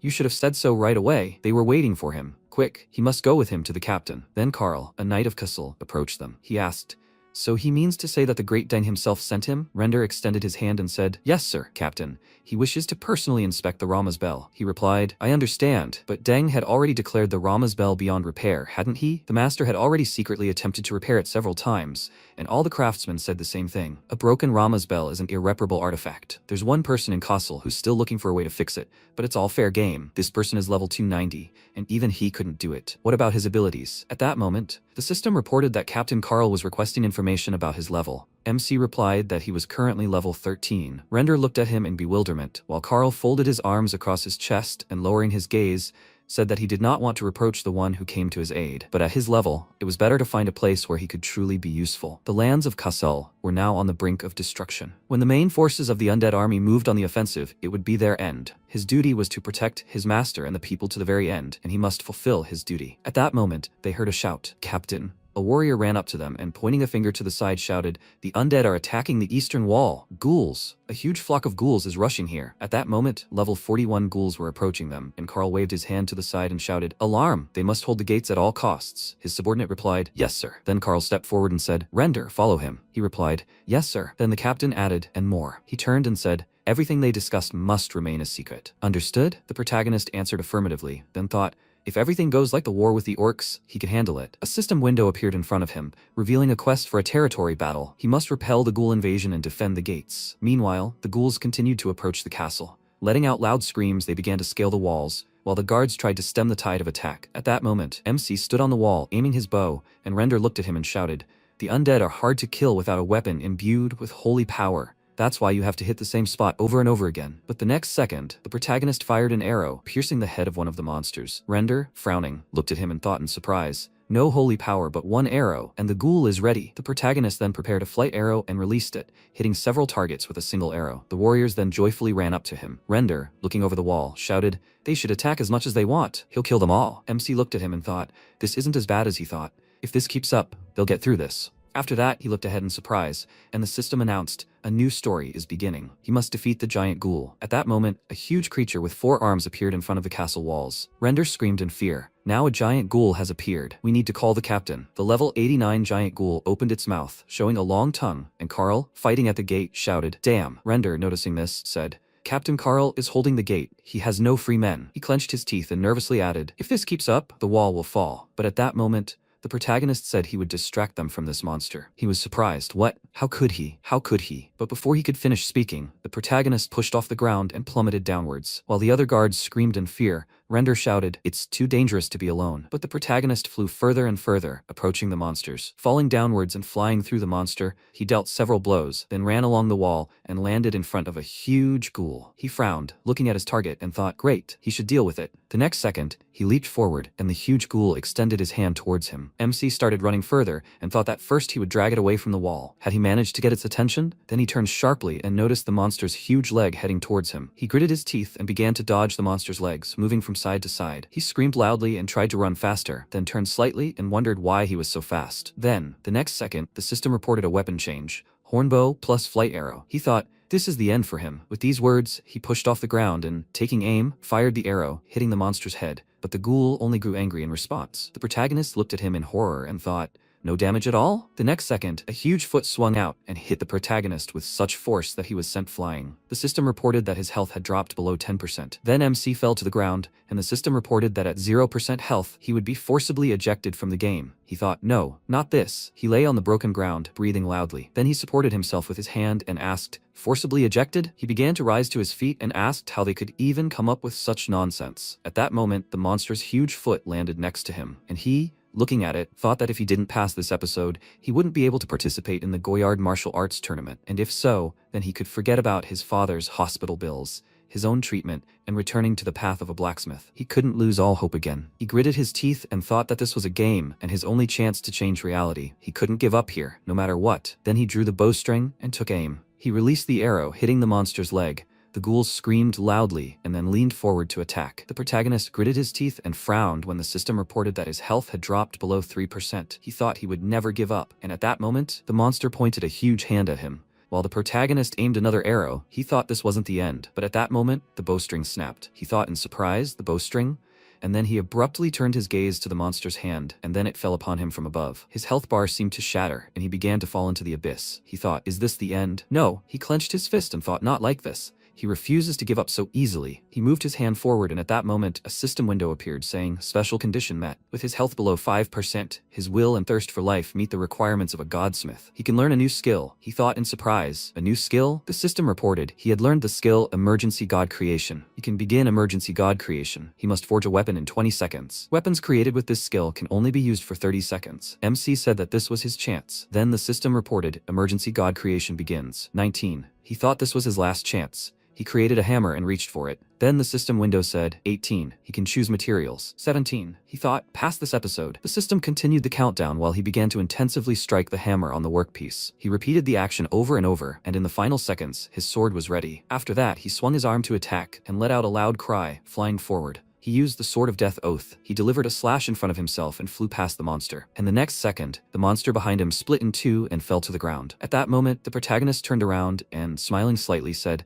"He did it," and the system reported, he killed one giant ghoul. Experience gained, level 38. MC was kneeling and, looking at the system window, smiled and said, "At this level, that's enough." But before he could finish speaking, his eyes began to close and he fell to the ground. At that moment, a warrior ran towards him and shouted, "Mr. Hyun-soo." Sometime later, the protagonist woke up to the bright rays of the sun. He was lying on a bed, and his body was bandaged. He opened one eye and asked, "Huh?" Then he sat up and grabbed his head, asking, "How much time has passed? What about the monster?" Suddenly the warriors nearby began to cheer, and Master Hyun-soo had woken up. A true hero. "Master Hyun-soo?" And he asked in surprise, "What's going on?" Then Carl put his hand on his shoulder and said that thanks to him, they were still alive. He was grateful. How did he do it? MC looked at him in surprise and said, "Captain." He smiled awkwardly and, scratching his head, said that he didn't even know how to explain it. In response, the captain laughed and, folding his arms over his chest, said, "So that's it." The protagonist looked away, thinking that any explanation would sound unconvincing. Then the captain shouted at him not to be modest. It was he who brought victory in today's battle. Ghouls are akin to ghosts. They are vulnerable to holy power. As soon as he realized this, he immediately remembered the Sword of the Four Symbols. It is known to drive away evil spirits and ward off misfortune. Thanks to what his father once told him about restoring this, he was able to recreate this sword, something like that. Then MC looked at his fist and thought,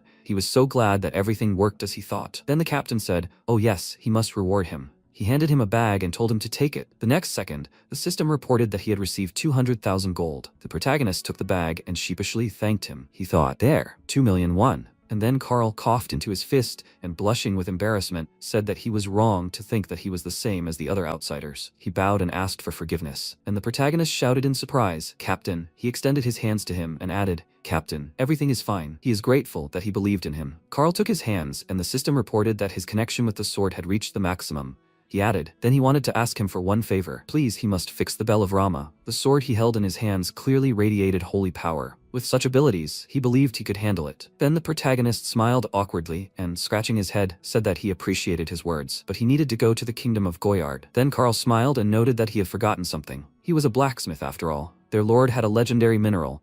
If he fixed the bell, he could give it to him as a reward. MC was surprised. A legendary mineral? After a while, they entered the castle and stopped at a tall door. Carl turned around and said, "Well, what is it?" He then opened the door, revealing the broken parts of the bell. He said that this was the Bell of Rama. The protagonist looked at it in bewilderment and thought that it wasn't just broken, it was shattered. Then Carl turned to him and, smiling, asked, "So he says he can fix it?" Was he supposed to believe that? But the protagonist smiled and replied, "Well, yes." He thought it was worse than he expected, but there had to be a way. At that moment, Belle entered the room and said, "Captain." She came closer and declared that it couldn't be fixed. She got close to the protagonist's face and said, "Even she, at level 290, can't do that." And he claims he can? She smiled and added, "He's just a scammer, right?" Not long before, Belle announced that she was leaving the guild. The Golden Shield Guild leader shouted in surprise, "Belle, no. Team leader Kim, what is she talking about? Leaving so suddenly? Does she not care about everything she's achieved?" In response, Belle looked away, folded her arms, and said that it wasn't true, but now she was just tired. The leader said, "No, not if she brings the blacksmith herself this time." And she pointed her finger at him and, frowning, shouted,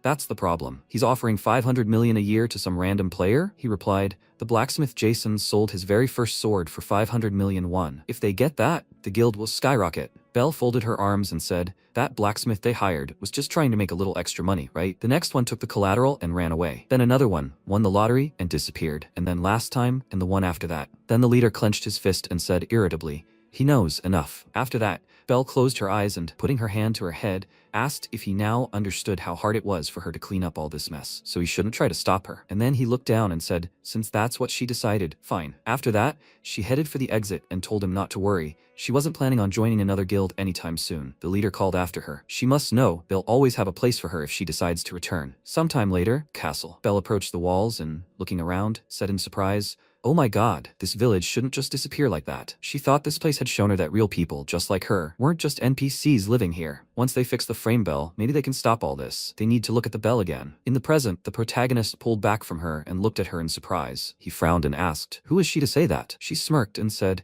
"A blacksmith of higher rank than him." At that moment, Carl approached them and, with an awkward smile, told them not to quarrel. "This is Bell, the advanced blacksmith he spoke of. Bell, this is Hunsu. He helped them finish off the undead. And now, on top of everything, he says he'll fix the bell. A reliable guy, huh?" Then he laughed loudly and Belle thought, "Level 38? Helped finish off the undead? And now what? Are you gonna fix the bell?" Then she folded her arms and looking at the protagonist, said that she didn't know what trick he'd pulled. Lout, but that bell couldn't be fixed. He shouldn't even think about profiting from Castle's attack. Hey, him. At that moment, MC walked away and asked what she was even talking about. He approached the table with the shards, and she wondered in surprise, had he ignored her? Then she came closer and wondered if the shards had changed somehow. The next second, a system window appeared in front of her, saying that the frame's bell was filled with holy power, completely destroyed, and beyond repair. She thought she knew it. But at that moment, the protagonist grabbed a hammer, and she thought, no chance. Then the protagonist began to smash the shards, and Belle pointed her hand forward and shouted indignantly, "What is he doing? He has to stop." And he said it was possible. She shouted, "What did he say?" He looked at her and, smiling, said, "Restoration." He said it was possible. She shouted, "Does he even know what an irreparable artifact means?" At that moment, a warrior ran into the room and shouted, "Captain,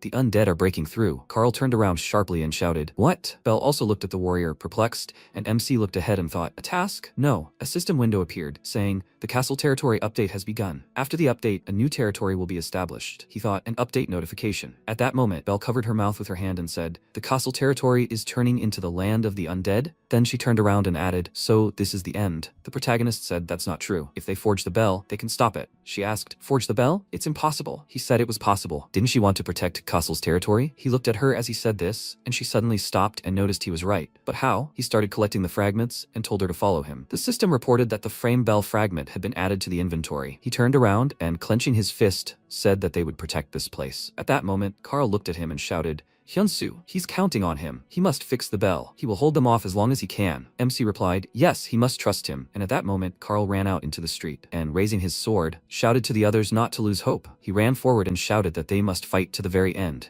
They must hold out a little longer. They must protect Cassel. After a while, the protagonist and Belle approached the forge. She folded her arms across her chest and, looking at the protagonist, asked, "So, what is he going to do?" He answered when he broke the shard and the holy power did not disappear. This means that the holy power is contained in the material itself. He took the shard in his hand and, looking at it, said that he was going to melt it down and forge a new bell. If it was a whole bell, the holy power would become even more powerful, wouldn't it? Then Belle said that she had never seen such skill, and he smiled and said that skill is not necessary to have to fix something. She was surprised, huh? Why use both hands? Then the protagonist suggested straightening the materials first. He began to plunge it into the furnace, and Belle, looking at him surprised, thought, does he mean he will do it manually? You know their time? Then he asked why she didn't help. He can't handle this alone. Meanwhile, in the control room, Taeseok took a sip of his drink and said they were finished. A system window appeared on the screen, saying the castle territory update was 0 hours 49 minutes 32 seconds. He said the update would now be wasted. Then a worker approached him, folded his arms and asked, what is he talking about? Was he whining on update day? He told him to look at the screen. The man frowned at the monitor and asked, what are you looking at? And then he was surprised. What? Because of that blacksmith player? Then he smiled and said, no way. A player can't fix it. He shouldn't make him laugh. And at that moment, Soyeon said it wasn't just a player. Meanwhile, the territory update continued. The warriors fought the undead, and Carl swung his weapon and, cutting down another monster, shouted to the others to stop the undead. They shouldn't let them in. At that moment, the warriors began to tremble with fear, and the monsters began to scatter them. At that moment, one of the guys fell to the ground, while a huge ghoul walked towards him and swung its weapon. But at that moment, Carl ran up to him and cut off part of the monster's head. He looked at the warrior and shouted, is he okay? He rose to his feet and shouted, Captain. He told the others to hold on just a little longer, just a little longer. He blocked another attack from the monster and added, this is the place where they were born and lived their entire lives. They must protect Castle. At that moment, he clenched his teeth and thought, why now? The next second, his sword broke in two, and the monster in front of him swung its attack and screamed loudly. The captain closed his eyes and, frowning, thought, damn, if this is how it ends. But at that moment, the weapon stopped above his head, and he turned sharply. That sound. The next second, the monster clutched its head, screaming loudly and dropping its weapon. The undead began to blaze and burn, while a bright light emanated from the tower. Carl then looked at this and, smiling, said, the frame bell, it's fixed. At that moment, a worker in the control room spat out the drink and shouted in surprise, is this a joke? Did he really do it? He pointed at the monitor and, looking at Taeseok, shouted, What the hell is this? Did the update really fail? Then Taeseok rested his head on his hand and said that this guy hadn't slept since the countdown to the update began. He was surprised. A whole week? Day 5. He immediately went to the forge in Castle territory. He immediately gathered the city workers and began repairing the frame bell. Then MC began writing down the plan while Bell stood nearby. He said that they needed to smelt everything into raw materials. More precisely, they would extract holy power. While he was drawing up the plans, he tasked Bell with leading the workers and supplying the battlefield. Then the system announced that the creation of a custom divine item was beginning. He said that he would then use his skill to maximize its effectiveness against the undead and evil forces and add properties that deal direct damage. He sighed loudly and then ordered the workers to turn up the heat. He thought with a single will to protect the territory of Castle. At that moment, the workers were smelting the metal, and one of them shouted that he said that the metal must be melted thoroughly. The protagonist thought, if everyone worked as one. The workers shouted, no impurities. They must all focus. They must do everything to protect everyone at home. He thought that it would be filled with even more holy power. After that, day 4, Bell watched as the protagonist smashed the mold into which the bell was poured. On the 3rd day, the workers were resting, and on the last day, Bell suddenly opened her eyes and rubbing them, asked in surprise when she fell asleep. Then she looked around and noticed the protagonist finishing the bell. She thought, unbelievable. He'd been working on that bell for days without sleep. At that moment, a system window appeared in front of her saying, the apprentice title shines. She witnessed a master blacksmith at work. She cried out in confusion. Master blacksmith? This guy? The system reported that her advanced blacksmithing proficiency had increased by 20%. Then the protagonist turned around and smiling said, it must have been quite noisy, but she slept like a log. She clenched her fists and cried out, she hasn't slept this long. He looked at her in surprise, then placed his hand on the bell and said they were almost finished, so she should wait a little longer. Then she looked down and asked, can I ask you something? He was that blacksmith Hunsu, right? He looked at her in surprise, then smiled and, looking at the bell, replied that it was true. The next second, the bell began to shine, and Bell looked at it with admiration and said, wow. To say it's beautiful is an understatement. It's simply magnificent. At that moment, a system window appeared saying, the second Hunsu bell. Unique. Infinite durability, special abilities, purify undead, blessing against undead enemies. A recreated artifact that was thought beyond repair. Bell looked at the protagonist and asked, recreated? Why had he become stronger? She thought she had never seen anyone do something like this. Then she called the protagonist and suddenly grabbed his hands. She looked at him with admiration and offered to be with her from this day on. He was surprised. What? Wait, is this a confession? She shouted. And what does he think? Day X. The protagonist suddenly ran up to the bell and struck it.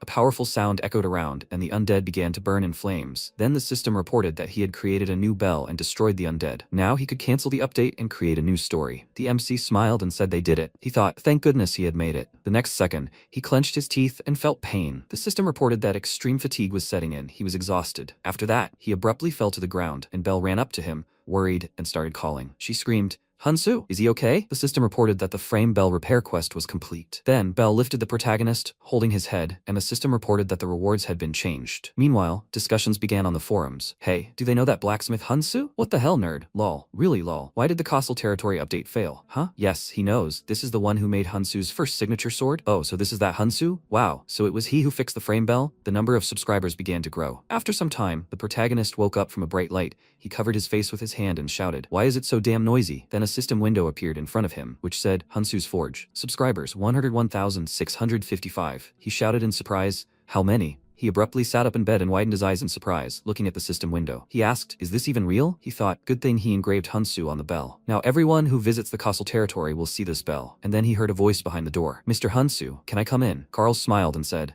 the savior of their territory has woken up. He came at the Lord's behest to present the reward for creating the bell, 330,000 gold. With these words, he threw down the bag, and the system reported that he had received 330,000 gold. MC thought in surprise, 330 million? With that kind of money, he could even contact that person. After this, Render entered the room and said that the savior was worthy of a reward of such a level. He placed an open chest in front of the protagonist and said that it was a gift personally from the Lord. The protagonist looked at the contents in surprise, and the system reported that he had received the legendary mineral, orichalcum. Then he looked at the captain and said that he was grateful. In response, he extended his hand and said that it was they who should thank him. He placed his hand on his chest and said, unlike the others, he did not abandon their lands and protected them. He thanked him from the bottom of his heart. With these words, he bowed, and MC smiled, looking at him, and thought that he sensed his sincerity. He said he just did what he had to. He thought the despair of the people in Ares was no different from despair in the real world. Then he added, and he apologizes, but he needs to go back to where he comes from for a while. Carl replied, of course. Then the protagonist teleported and thought, come on, time to return to his forge. Then the system reported, Hyunsu logged out. Carl, smiling, looked ahead and said, strangers can be strange. The next day in Gyeongju, Hyuksu looked at the incoming message, which said Mr. Hunsu transferred 330 million won. He said that he really did it. The real estate investor smiled and said, "That's amazing, Hunsu." A year ago, the protagonist left a signature, and Hyuksu, taking the document, said a total of 330 million won. He heard there was a big fire. The protagonist replied, "Right, that's it." Then Hyuksu rose from the table and said, "Still, this should be enough to pay the hospital bills, so he should hang in there. It's time for him to go." After that, the MC asked if he could buy the forge back. He looked at him in surprise and asked, "What again?" The protagonist's hands trembled, and he said, if he could somehow save up the money, would he sell the forge back to him? He replied that buying back a burned-out forge would be like throwing money away. If he needed a forge, he'd better buy a new one. But the protagonist said, no, it had to be their forge. Tears streamed down his face, and he added that this place held memories of his father. Then the real estate investor frowned, looked at him, and thought, for a property like this, even if you work yourself to the bone. Then he said, 1 year. He was giving him exactly 1 year, but he must remember, as soon as a year passes, he will sell it to the first buyer. Then the MC looked after him, and bowing sharply, shouted that he was very grateful to him. He replied that he would wait for a call. In the present tense, the protagonist looked at him and said that frankly, he knew he was asking the impossible. A year was only an approximate time frame. Such a property could be sold at any moment, but he really kept his promise. If he doesn't mind, may I ask why he is so kind to him? After that, Hyuksu put his hand on his shoulder and said that he was the first one to ask for a buyback after the sale.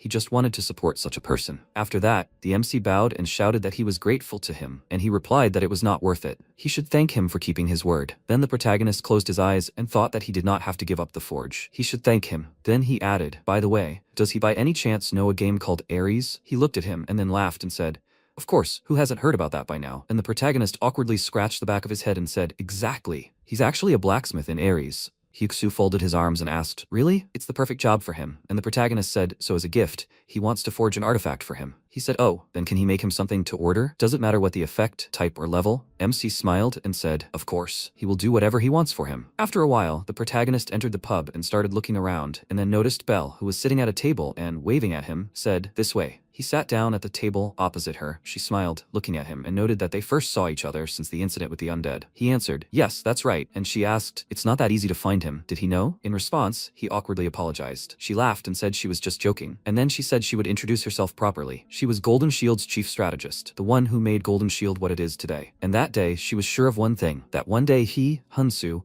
would become one of the best players, so she would get straight to the point. When he eventually created a guild, she wanted to be the first member. With that, she extended her hand forward, and the protagonist asked, hadn't she just recently called him a cheater? In response, she awkwardly apologized and said, but honestly, anyone would have made a mistake in that situation. That's not the point right now. Then the protagonist shook her hand and said that he was just teasing her. He was also happy to work with her, but first. The next second, Belle abruptly stood up and shouted, what did he say? He's going to meet the Sword King of Barad, one of the 10 legends? The protagonist tasted the dish and replied, that's right, he's participating in the Goyard tournament. He'd heard that Barad himself would present the prize to the winner. She put her hand to her head and, lowering her head, said, that's true, but rising stars from all over the world come to this tournament. It's no joke. He looked at her and said, that's exactly why he should win. She looked at him and shouted indignantly, how can he say that so calmly? Then he told her not to worry. He smiled and added that he would simply strive for the top, using his strengths. She looked at him in surprise, and then he asked, by the way, isn't she going to eat? To which she replied that she didn't want to. The day of the tournament, Goyard, the host riding a dragon, flew over the stadium and then shouted, welcome to the Goyard tournament. Bakel shouted, the tournament will begin as soon as he steps off this stage, and soon they will all face monsters. Then he frowned, looking down and added, they may not be able to see him, but His Highness is watching over them, so they must behave with dignity. May good fortune be with them. At that moment, the players in the arena began to rejoice, and the system announced that the tournament had begun. The next second, the ground beneath the players trembled, and they turned around in fear, noticing how a huge stone monster erupted from the ground. A system window appeared in front of them, telling them that they must survive the golem's onslaught. The time limit was 1 hour. At that moment, one of the guys shouted, he must show himself. The big guy. The guy next to him shouted that he knew the first opponent would be a golem. Then they ran to the attack and shouted, forward. The system announced the first trial of the tournament. Whoever defeats the stone golem will receive a reward. A level 109 stone golem stood before the players. It raised its head, growling loudly. At that moment, a swordsman rushed forward and said in fear, wait, was the golem always this high a level? The guy next to him asked, are you scared? The first round should be easy. But before he could finish speaking, a huge stone fist flew at his body, and the system reported that his health had reached 0%. He would be forcibly disconnected from the system. At that moment, the player clenched his teeth and shouted, hey, is he okay? But the next second, the monster crushed him too. People around him screamed, they have to dodge. The system reported that his health had reached 0%. He would be forcibly disconnected from the system. Then the mage shouted in fear, "What? This is completely different from what they were told." Then the warrior covered himself with a shield and asked, how are they supposed to defeat this creature? Meanwhile, Beekle ran down the corridor and thought, damn it, this tournament is a complete failure. A stone golem from a high-level tournament had gotten here by mistake. He ran past a worker and shouted that now was not the time for greetings. He thought that if this continued, all the outsiders in the tournament would be killed. He ran to the doors where guards stood, shouting that they must let him in. He urgently needed to see His Highness. They looked at him in surprise and asked, Lord Beckle? But His Highness had not yet given permission. The next second, Beckle abruptly opened the door and shouted, His Highness, they must stop the tournament immediately. But Barad, sitting on his throne, rested his hand on his fist and said, request denied. He was surprised. What? But he asked. He still didn't understand what was going on. He looked at the magic ball and told him to watch this warrior closely. At that moment, MC fired an arrow, which only grazed a small part of the golem's head. The system reported, Hyunsu's third creation, return. The protagonist grabbed the arrow, and the system reported that it was returning to the user, an orichalcum short arrow. At that moment, those watching were surprised. Did that arrow just return? A boomerang arrow? Then the protagonist took aim again and thought, so that's it, a reward from Castle Territory. Just think, it's legendary orichalcum, excellent stats as he expected. He then fired another arrow and thought he'd hit the target, and then one of the players dodged the arrow and shouted, hey, be careful, unless he wants to die, of course. In response, the protagonist apologized. Then the golem raised its head, and the system reported that the stone golem had been stunned for 4 seconds. The protagonist stood in front of it and shouted, the stone golem is stunned. The remaining players rushed to attack, shouting that this was their chance. Attack. They struck from different directions, and then the golem raised its leg to take a step. The players began to scatter and shout, watch out! The next second, one of them shouted, we need to hold on just a little longer. It's over. Hey, he has to run. At that moment, a huge stone fist was approaching the protagonist, and the other players began to dodge. But the protagonist shouted, change weapons. He was in the smoke that cleared around him, and he said, it's not over yet. He blocked the monster's attack, holding his sword in front of its fist. Then he prepared for another attack. But suddenly his sword shattered, sending him flying far back. At that moment, Beckle said, Your Highness, they must stop the tournament immediately. This participant also seemed to be at his limit, but Barad closed his eyes and then, perplexed, looked into the magic ball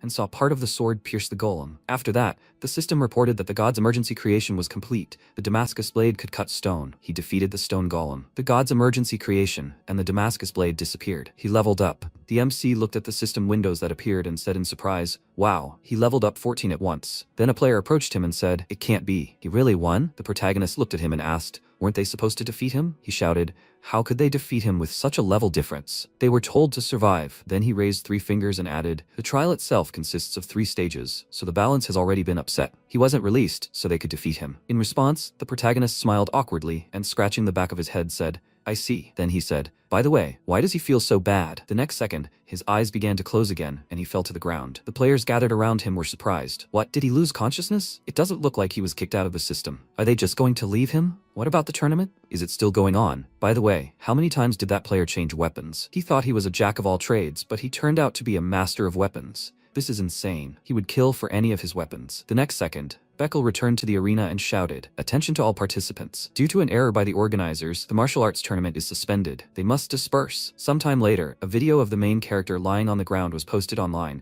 and in the comments, everyone was writing, wow, that's terrible. Did he actually take down a stone golem all by himself? They need to give information on that bow, please. Isn't the arrow cooler than the bow itself? Exactly. That guy passed out and dropped something. What kind of arrow is that? It looks cool. Guys, they should look at the inscription. What is it? He was the one who recently created the bell in the lands of Castle. That's him. Really? That's crazy. That guy is a blacksmith? No, how can a blacksmith be so strong? Yeah, that looks like a hoax. Wow, his gear is just outrageous. At that moment, the game support team was receiving messages asking why the Goyard martial arts tournament had been suspended. The support worker replied that they apologize, client. It's difficult for them to comment on a decision made by Ares' free will. The player asked, so what? A level 100 plus golem just suddenly appeared. Were they all supposed to die? The worker replied that this was also an internal matter for the Goyard kingdom, so they couldn't give an answer. He asked, what could he even tell him? In response, the support worker apologized. And then Soyeon smiled awkwardly and then, slamming her head on the table, said, team leader, they have a big problem. Taeseok was typing at the time and asked, what else? He was busy right now. She swiveled in her chair and said that the Goyard martial arts tournament had been suspended. He said he knew it would happen, but so be it. She shouted that it wasn't that. Barad summoned Hansu. Taeseok looked at her in confusion and, spitting out his drink, shouted, what? It would take time for them to sort out the tournament and everything else. Had they met yet? She replied, yes. Hunsu is currently heading to the reception hall. After that, Taeseok covered his face with his hand and said they were finished. It looked like another sleepless night awaited him. Soyeon desperately said that she wanted to go home. Then Taeseok stood up and said that this player was so otherworldly that he didn't understand him. She agreed with him. What would happen if Hyunsu fulfilled Barad's request and reached the maximum affinity level? What did he think? He replied that he would master the sword art of the King of Swords and become the strongest blacksmith. Then he folded his arms and added, "Of course, it won't be easy. Everything depends on Barad's free will." Soyeon said she had a feeling he would succeed. These are just silly worries, right? He told her not to say such mean things. The next day, MC was walking down the castle corridor and thought that he would meet Barad sooner than he thought. Then he knelt before the throne, and Barad told him to listen, stranger. Usually, the award is presented in front of everyone, but he asked to understand that they skipped the procedure due to an unforeseen incident. Everyone acknowledges his magnificent battle yesterday. Warrior, he must accept this. He walked forward and said that he awards him a reward of 13,000 gold. The next second, the protagonist said, "His Majesty." He heard that he was looking for him. He frowned and asked, "What?" And then the protagonist began to climb the stairs. The guards shouted, "Ugh, such insolence. No matter how rare a warrior he is, this cannot be tolerated. How dare he interrupt His Majesty?" As if His Majesty would be looking for someone like him. Then the protagonist placed his hand on his chest and said, "Blacksmith Hyunsu, it is he." The guard shouted, "Insolence. How dare he speak to His Majesty like that? His Majesty, he begs your pardon. He will throw this man out immediately." Then Barad raised his hand and ordered them to stop. He extended his hand forward and declared that he was the guest he had been waiting for. The protagonist then bowed and greeted him, His Highness Barad. He told him not to rush. The protagonist folded his arms across his chest and said that the journey here had not been easy. The Sword King replied, "He knows why he called him." He answered affirmatively, to entrust him with forging a sword, didn't he? He smiled and said that was correct. Even the kingdom's best blacksmith, even the master of the sword tower, couldn't handle this order. And yet he wants to know why he can trust him. The next second, he released a powerful energy, and the protagonist said that he came here believing only in his own skill. Then Barad laughed loudly and shouted, "How brave, good." And Bekele said in surprise, "Your Majesty." And he told them to bring what he had prepared. His subordinate replied, "Yes." He said that he would count on his confidence. After that, the subordinate approached the protagonist with an open chest. A system window appeared in front of him, stating that 100-year-old cold steel is a special ore that has absorbed cold for 100 years. It has fire resistance and ice properties. MC's mouth dropped open in surprise and thought, this mineral is straight out of a martial arts novel. Then Hunsu said he needed a sword of epic rank or higher, and if he succeeded, he would give him whatever he desired. But if he disappointed him, he would never set foot in the Goyard Kingdom again. The next second, the protagonist held a chest in his hands. He looked at the system window that appeared, which stated, Quest, Royal Commission, Rank S, Condition, Recognition of the King, Reward, any wish granted by Barad. Failure, exile from the Goyard Kingdom. Description: the Sword King Barad of the Goyard Kingdom has commissioned him to forge a sword. He thought a chance to ask Barad for anything. Then he smiled and said that he definitely wouldn't let him down. He thought he would definitely succeed. After some time, he began to work in the forge, and, looking away, thought he felt a stare boring into his back. Behind him, leaning her back against the wall, stood the vice captain of the Goyard Kingdom's knights, Bella, level 301. He sighed and thought, even though he was an outsider, it was perfectly natural to have someone oversee him so openly. He shook his head and thought it would be strange if they trusted him right away. Then Bella told him to pretend she wasn't there. He should focus on work. Yes, he smiled awkwardly and asked, was it that obvious? She answered in the affirmative, then frowned and thought, who did he think he was? His Majesty had given him one last chance, hadn't he? Let him just try to fail. Then MC wiped his sweat and thought about the pressure. Then he noticed a system window appear, which said, doorbell. He looked surprised, then turned around and, scratching his head, said, I think something happened in the real world. Can he step outside for a minute? Bella nodded in response, and a few seconds later, the protagonist emerged from the capsule, approached the door, and said she could come in. The landlady stood at the threshold and said, Oh, Hyunsu, he's home. He greeted her and thought, Landlady? He asked what brought her here. She said they'd decided to sell the house. Her husband had been unemployed for a long time, so they needed to figure things out somehow. He asked her not to apologize. He should be the one apologizing, after all. She'd been renting him a room cheaper than everyone else, and he'd even missed a few payments. When did he need to move out? She replied that he needed to move out within 2 weeks. She was already embarrassed to look him in the eye, Hyunsu. He bowed and asked her not to say that. He truly was happy here. Then he turned around and said, 2 weeks. He really made good money at Ares, but the hospital bills were in the tens of millions. The buyout of the almost burned out forge cost 330 million won, and he still hadn't gotten around to treating his burns. He grabbed his head and asked, where should he go now? Then he was surprised to notice his phone ringing and asked, Belle? He answered and asked, hello? She asked, what was he doing? She had a great idea for a mission. That's why she was calling? In response, he asked, can he call back? His head was busy with other things right now. She asked, did something happen? He replied, the Barad mission is important, but he suddenly needs to move out within 2 weeks. She said, Hunsu. He said, it's certainly urgent, but before he could finish speaking, she screamed loudly. Does he even understand how important this mission is? He was surprised. What? And she said that she expects 2 main results from this quest. He asked, 2 results? She answered, yes. Now everyone is wondering if the Goyard tournament champion and the Blacksmith Hansu are the same person or not. She must imagine that he is in hiding for now,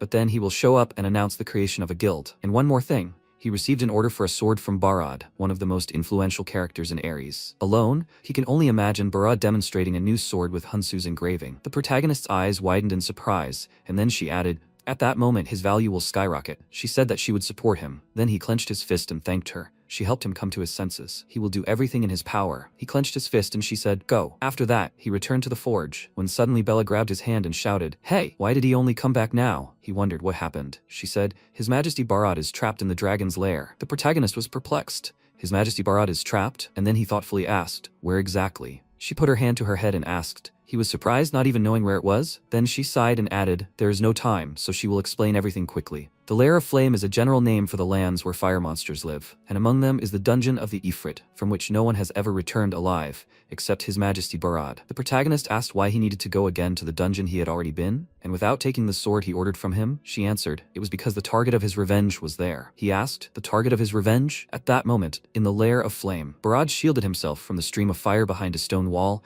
and clenching his teeth, thought, almost there. Now all that remained was to pass through these gates. But then again, even this sword isn't enough. With these words, he looked at the melted sword, then tossed it aside and thought, at least his men were able to retreat safely. Even if reinforcements arrived, it would take at least 3 days. Then he leaned his head against the wall and said, perhaps it was worth waiting for that stranger to finish the sword. He thought, if only his son, Ban, were still alive. Hansu, he would now be about the same age as this young man. At that moment, he began to remember his son, the moment when he said, father. Then he crouched down next to him and shouted, Ban, why did you come here without saying a word? He replied that he thought that if he cleared this dungeon, he would finally become a son he would be proud of. But it seemed he was too weak. He apologized. But Barad, with tears in his eyes, shouted at him not to apologize. Ban, he must hold on. He said, I'm so sorry, father, and more. Barad grabbed his face and asked, Ban? He must stay with him. He called his son again and again, holding him close. In the present, he grabbed the hilt of his sword and thought, it was worth waiting for the stranger to finish the sword. But he wouldn't let the Ifrit slip away. He'd been waiting for it to appear for years. He clenched his teeth and thought, I must catch it. Then he walked forward. Meanwhile, Bella said, since the prince died, His Majesty has tried everything to catch the Ifrit. But the Ifrit has never shown itself so easily. This could be the Lord's last chance. Frankly, it's hard to trust a stranger like him, but if His Highness trusted him, then there must be a reason. With these words, she looked away, then bowed and cried out, like a knight of the Goyard kingdom,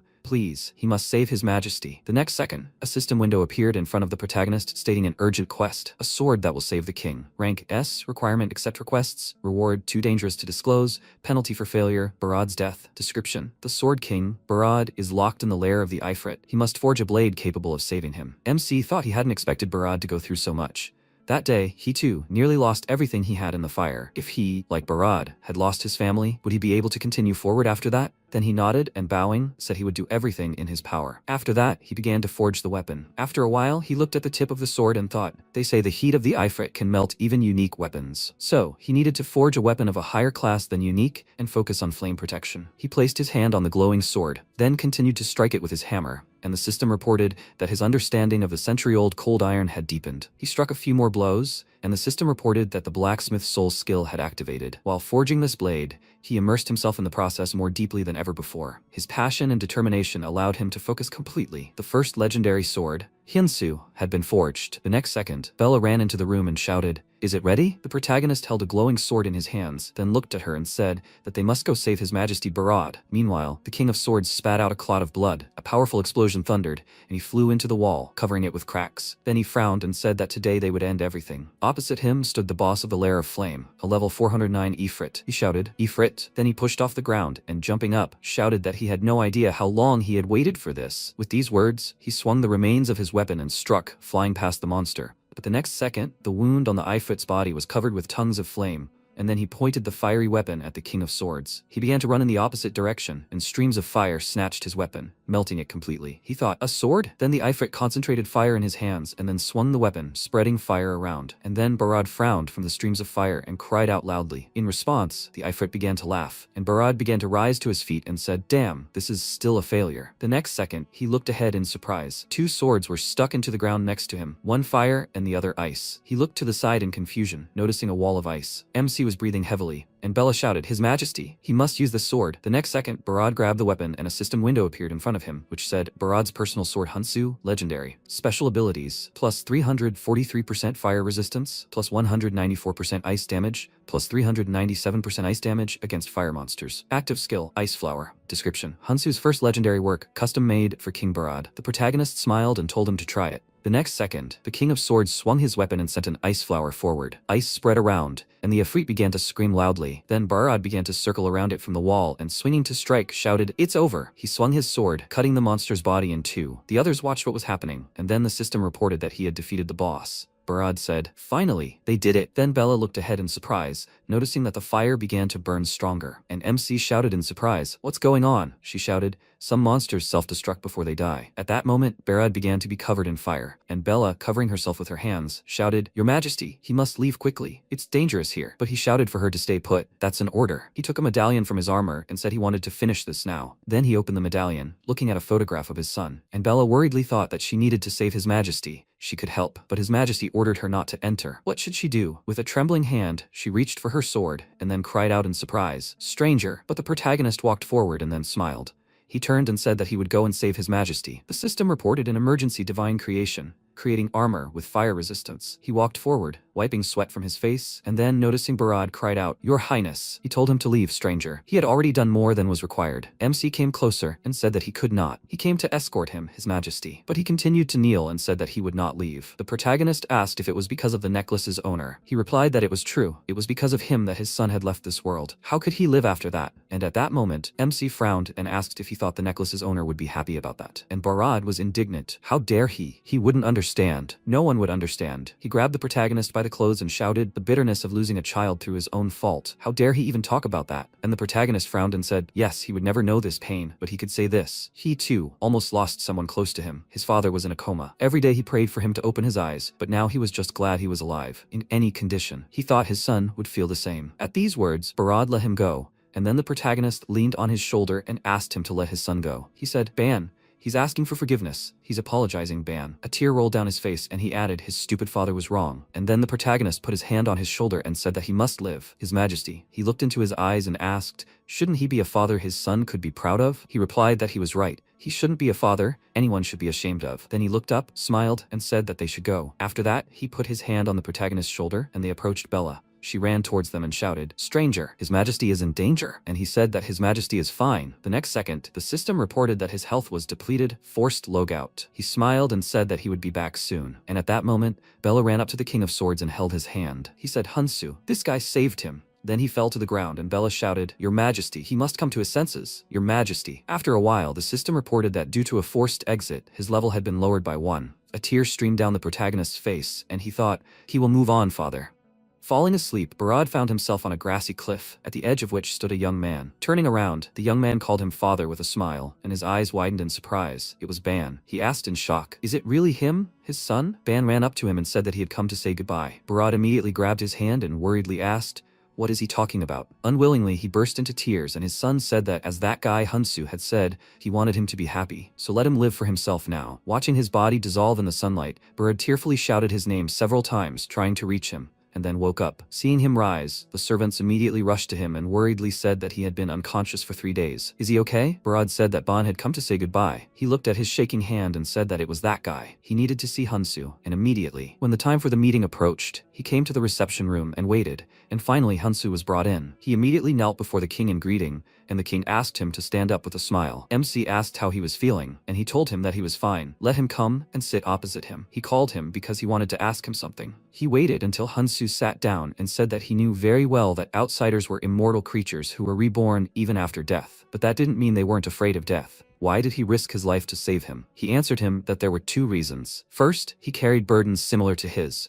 and he hoped that he would continue to live. Barad touched his chest, thinking about this, and asked what the second reason was. He awkwardly replied that he was confident that His Majesty would reward him generously. The king looked at him slightly surprised, then smirked and remarked that this was quite presumptuous. MC smiled awkwardly, and Barad said that he was right. He was going to reward him generously anyway. He handed him a scroll, and said that this was payment for the sword he forged. When Hansu revealed it, the system informed him that he received 1 million gold, which greatly surprised him. Seeing his reaction, the king said that this sword saved his life. Isn't it worth the price? MC MC immediately stood up and bowed to him 90 degrees, thanking him, and he sternly ordered him to sit back down. As he said, from now on he will try to live his life to the fullest, so that he will not be ashamed when he meets Ban in the afterlife, and he hopes he will do the same. Let him live for his father, who will wake up one day. And also, could he visit him from time to time? He was interested in hearing about his life and the people he would meet. He agreed and said that he would also like to hear His Majesty's stories. The king extended his hand and asked, since he had given him great insight, could he call him friend? Because of this, Hyunsu was surprised.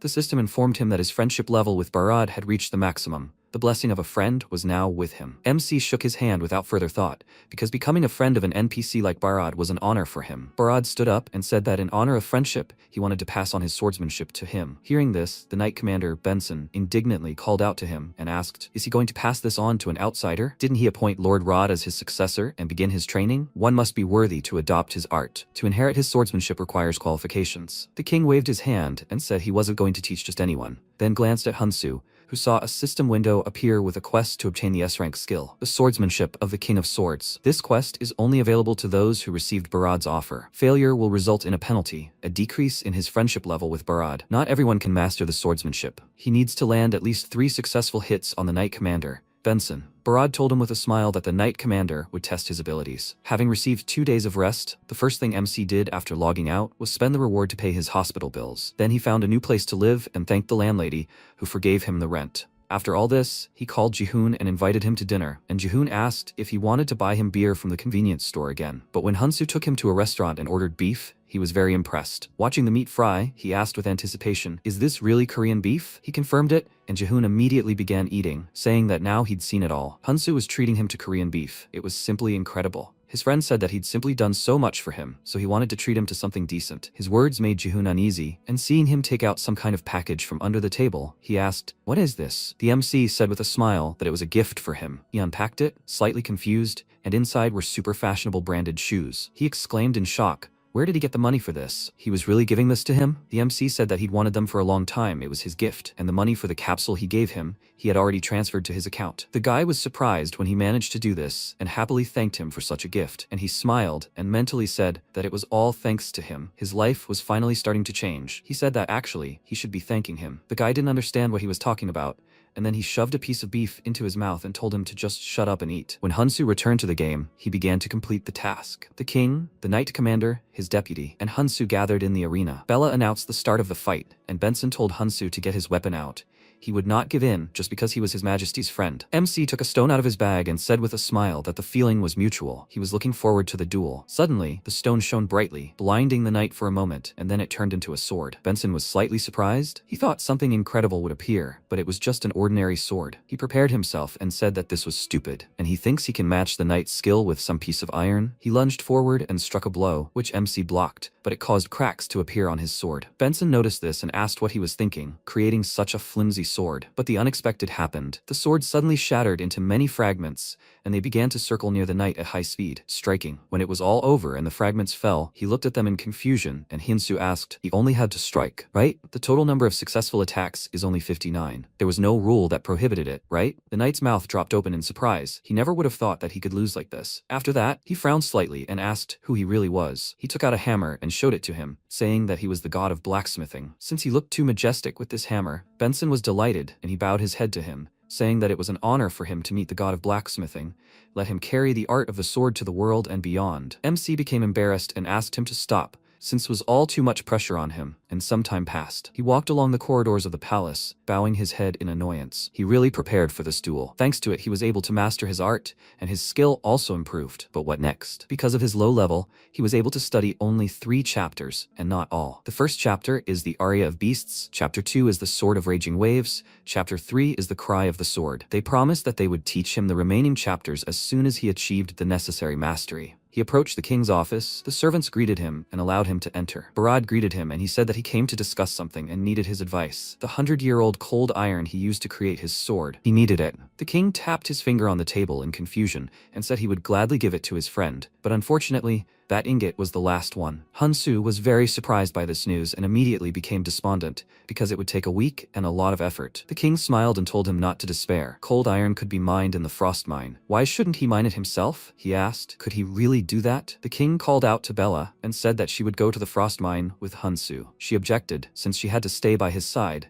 and he said that it would be a good experience for her too. She had no choice but to agree. She couldn't object to the king. Soon after, the king made an announcement. With this sword, he announced the conquest of the first tomb, to the great joy of the spectators. They also noticed his sword. The icy aura of this weapon could be felt even from a distance. The blade was inscribed with the word Hyun, a name they were all already familiar with. It was written on the armor of the winners of the recent tournament. It seems the blacksmith Hyun is now in the Godard kingdom. Nothing is known about this blacksmith at all. Neither his age, level, nor gender have been revealed. After reading this, Belle thought it was good that they managed to spread the rumor that Hunsu and the blacksmith are different people. The comments also mention that there are rumors that he is over 40 and fat, which is quite possible since he doesn't show himself in public. Jihoon laughed at this, and someone in the commentary said that he doesn't care. He will still subscribe. Someday he will start accepting orders from players. Hunsu's popularity quickly rose thanks to the sword in Barad's hands during his speech. He currently checked the number of subscribers on the Blacksmith forum, and it has grown to 30,000. Everyone is very interested in the Blacksmith Hyun. What will happen if he reveals that he is the winner of the tournament? He glanced at his trembling hand and thought that he should be more careful.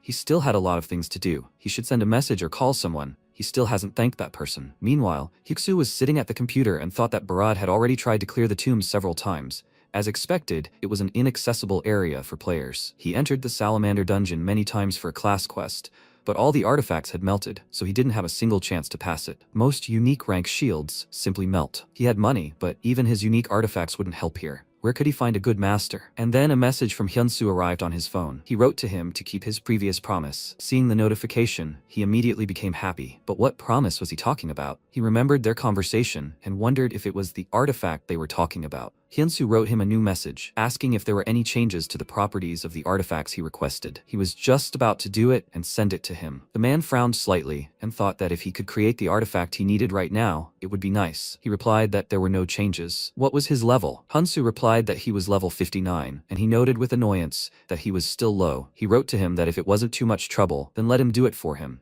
After which, he put the phone aside and thought that, be that as it may, the guy was promising, so he could count on him. He returned to the computer and, seeing the news about the Barad sword, thought maybe he should send an order to the Blacksmith Hyun too, but he heard that he didn't even take orders from high-ranking people, and he certainly wouldn't accept one from someone like him. But he was running out of time for the class transfer quest, so he should at least try. Time passed, and Hyunsu and Bella reached the ice mine, the sight of which amazed him. The system notified him that he was the first user to enter the ice mine, and his experience would be doubled for a week. He smiled and thought that he liked the title of being the first to enter, plus, it also gave experience. He looked at Bella and asked if she had been here before. She answered without much enthusiasm that this was her first time here too, and he smiled awkwardly, noting that it was a terribly cold and desolate wasteland. They descended into the mine, chatting about something, and one of the workers asked how they got here. It was forbidden to enter here without permission. Bella showed him her documents and introduced herself, saying that she entered with the permission of the royal family. At the mention of the royal family, the guy's eyes immediately sparkled with delight, and after examining the document, he exclaimed, "Is this the royal seal?" He had never seen anything like it. He immediately became much friendlier and told Hyunsu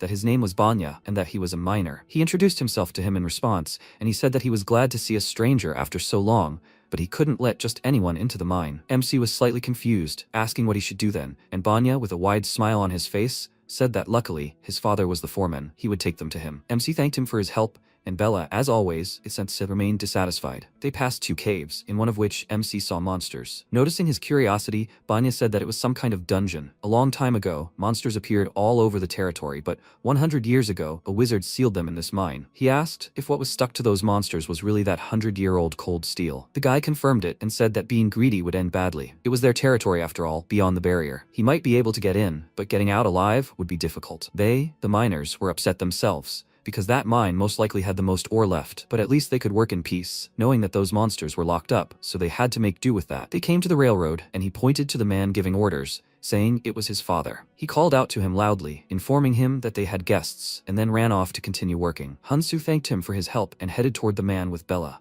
while Banya quickly hid behind the nearest ore cart and began watching them, wondering why strangers would venture so far. When the two approached his father, he looked them over and asked, "A royal knight and an outsider?" His name was Rek, and he was level 231. He remarked that it was a rather strange combination. What brought them here? MC answered that he was looking for an ore that was better than cold steel, even better than any other. Rek asked, "Ore that better than cold steel?" He confirmed this and asked if he happened to know of such an ore. The man looked him over and thought that such an ore existed, but why would he tell anyone about it? Especially not to some greedy outsider. If word got out that there was something like that in the ice mine, everything here would definitely descend into chaos. But this outsider had come with the royal family's permission. "Is there a way to extract and hide all the ore here?" He asked if he had ever mined ore. He shook his head, denying it, and he said that miners usually extract 3 pieces of ore a day. If he can extract 40 pieces in a week, he will share the information with him. After that, a system window popped up in front of Hyunsu with a task: extract 40 pieces of ore in a week. If the task fails, he will not know about the ore superior to 100-year-old cold steel. Rex smiled and asked, "So he will accept his offer?" MC confidently clenched his fist and asked, "What if he extracts more than 40? He let out a chuckle and said that will not happen, but if suddenly he succeeds, he will extract this ore for him himself. Let him remember that he cannot have the support of his comrades." Hyunsu asked, "Is he promising him this?" He promised him without hesitation and said that then they will see each other in a week. After this, Rek turned to the minecart and shouted his son's name loudly, saying that he knew he was there and that he should come out. After this, he grabbed him and dragged him away, asking why he was hanging around there and eavesdropping. Meanwhile, Bella asked Hyunsu with displeasure why he had made a promise to the foreman, and he, taking out a pickaxe, answered that, to be honest, he knew he was going into the mine, so he had prepared some things in advance. The ore was better, and he would extract it at any cost. The girl felt uneasy and thought that His Majesty had gotten involved with some strange man. A week passed. Rex sat down on a stone and began to wait for Hyunsu, and thought that the stranger had told him that he would not leave the mine for a week. It was simply impossible anyway. Noticing movement to the side, he turned his head and saw Hyunsu coming out of the mine, all dirty and with a smile on his face. He greeted him and noted that at least he now looked like a miner. The time had come, so let him show results. MC pulled a stone from his inventory and threw it on the ground, and the man thought that he hadn't expected this. A stranger was beyond his capabilities, but he jumped to conclusions. After 1 stone, 100 more jumped out of his inventory, and he was very surprised. With every second, the pile of ore grew. In total, Hyunsu mined 200 pieces. Rek pointed at him in shock and exclaimed, "Who is he? Could he really be a legendary hunter?" He slung his pickaxe over his shoulder and answered with a smile that it wasn't so. He was just an ordinary blacksmith. He achieved this result thanks to a Damascus sword, which increases cutting power on stone by 170% and reduces durability damage from stone by 70%. This sword can transform into a pickaxe, which is quite convenient and useful. Rex surveyed the entire pile of ore and, composing himself, said that the hand of a blacksmith was immediately apparent. He wanted to apologize for underestimating him. "How about a drink tonight?" MC smiled and shook his hand, saying he'd be happy to have a drink with him, and asked if he could invite Bella too. The man didn't object, and when evening came, they gathered at the tavern, and Bella immediately began drinking. Banya asked why she was drinking so much alone. Hyunsu agreed and suggested they chat instead, but she declined, saying she preferred it that way. Banya was upset about this, and then a man came up to their table and patted Hyunsu on the back, asking if he really managed to mine 200 pieces of ore. He confirmed it, and he asked, "What about cold iron? How much of that did he manage to mine?" He answered that he mined about 20 pieces of iron, and he was surprised. He also heard that he had a special pickaxe. Maybe he could show it to him? MC took it out of his inventory and told them that it was a Damascus pickaxe, a tool created exclusively for mining ore. This pickaxe increases mining efficiency by over 200%, and thanks to this, he completed the quest. And it can also be turned into a sword, which will make it better at chopping stone, so it's a very useful thing. Bella, meanwhile, thought that he really was a blacksmith. He was so happy with his creation. The man hugged Hyunsu tightly and happily exclaimed that he was a newbie, but he had already accomplished so much. They would not lag behind him and would work hard tomorrow. The other men crowded around their table and began pouring Hyunsu alcohol, after which one exclaimed that he was now one of them. Let him drink to the bottom. MC was very happy to chat, but the evening soon ended. The next morning, Rek led him to a cave where there were deposits of 1,000-year-old cold iron, and he, raising an eyebrow in confusion, asked if this was the place he mentioned. He said that they couldn't enter because of the barrier. The man said that it was true, but the 1,000-year-old cold iron really was there. Hyunsu was slightly upset and noted that there were a lot of monsters there. Is it really safe? He told him that from now on everything was up to him, and he rubbed his chin in confusion, wondering how they would mine ore there. Rex said he was going to another mine, and if he needed him, he could call him anytime. After he left, a system notification appeared in front of MC about the start of a new story, which made him slightly nervous. 100 years had passed,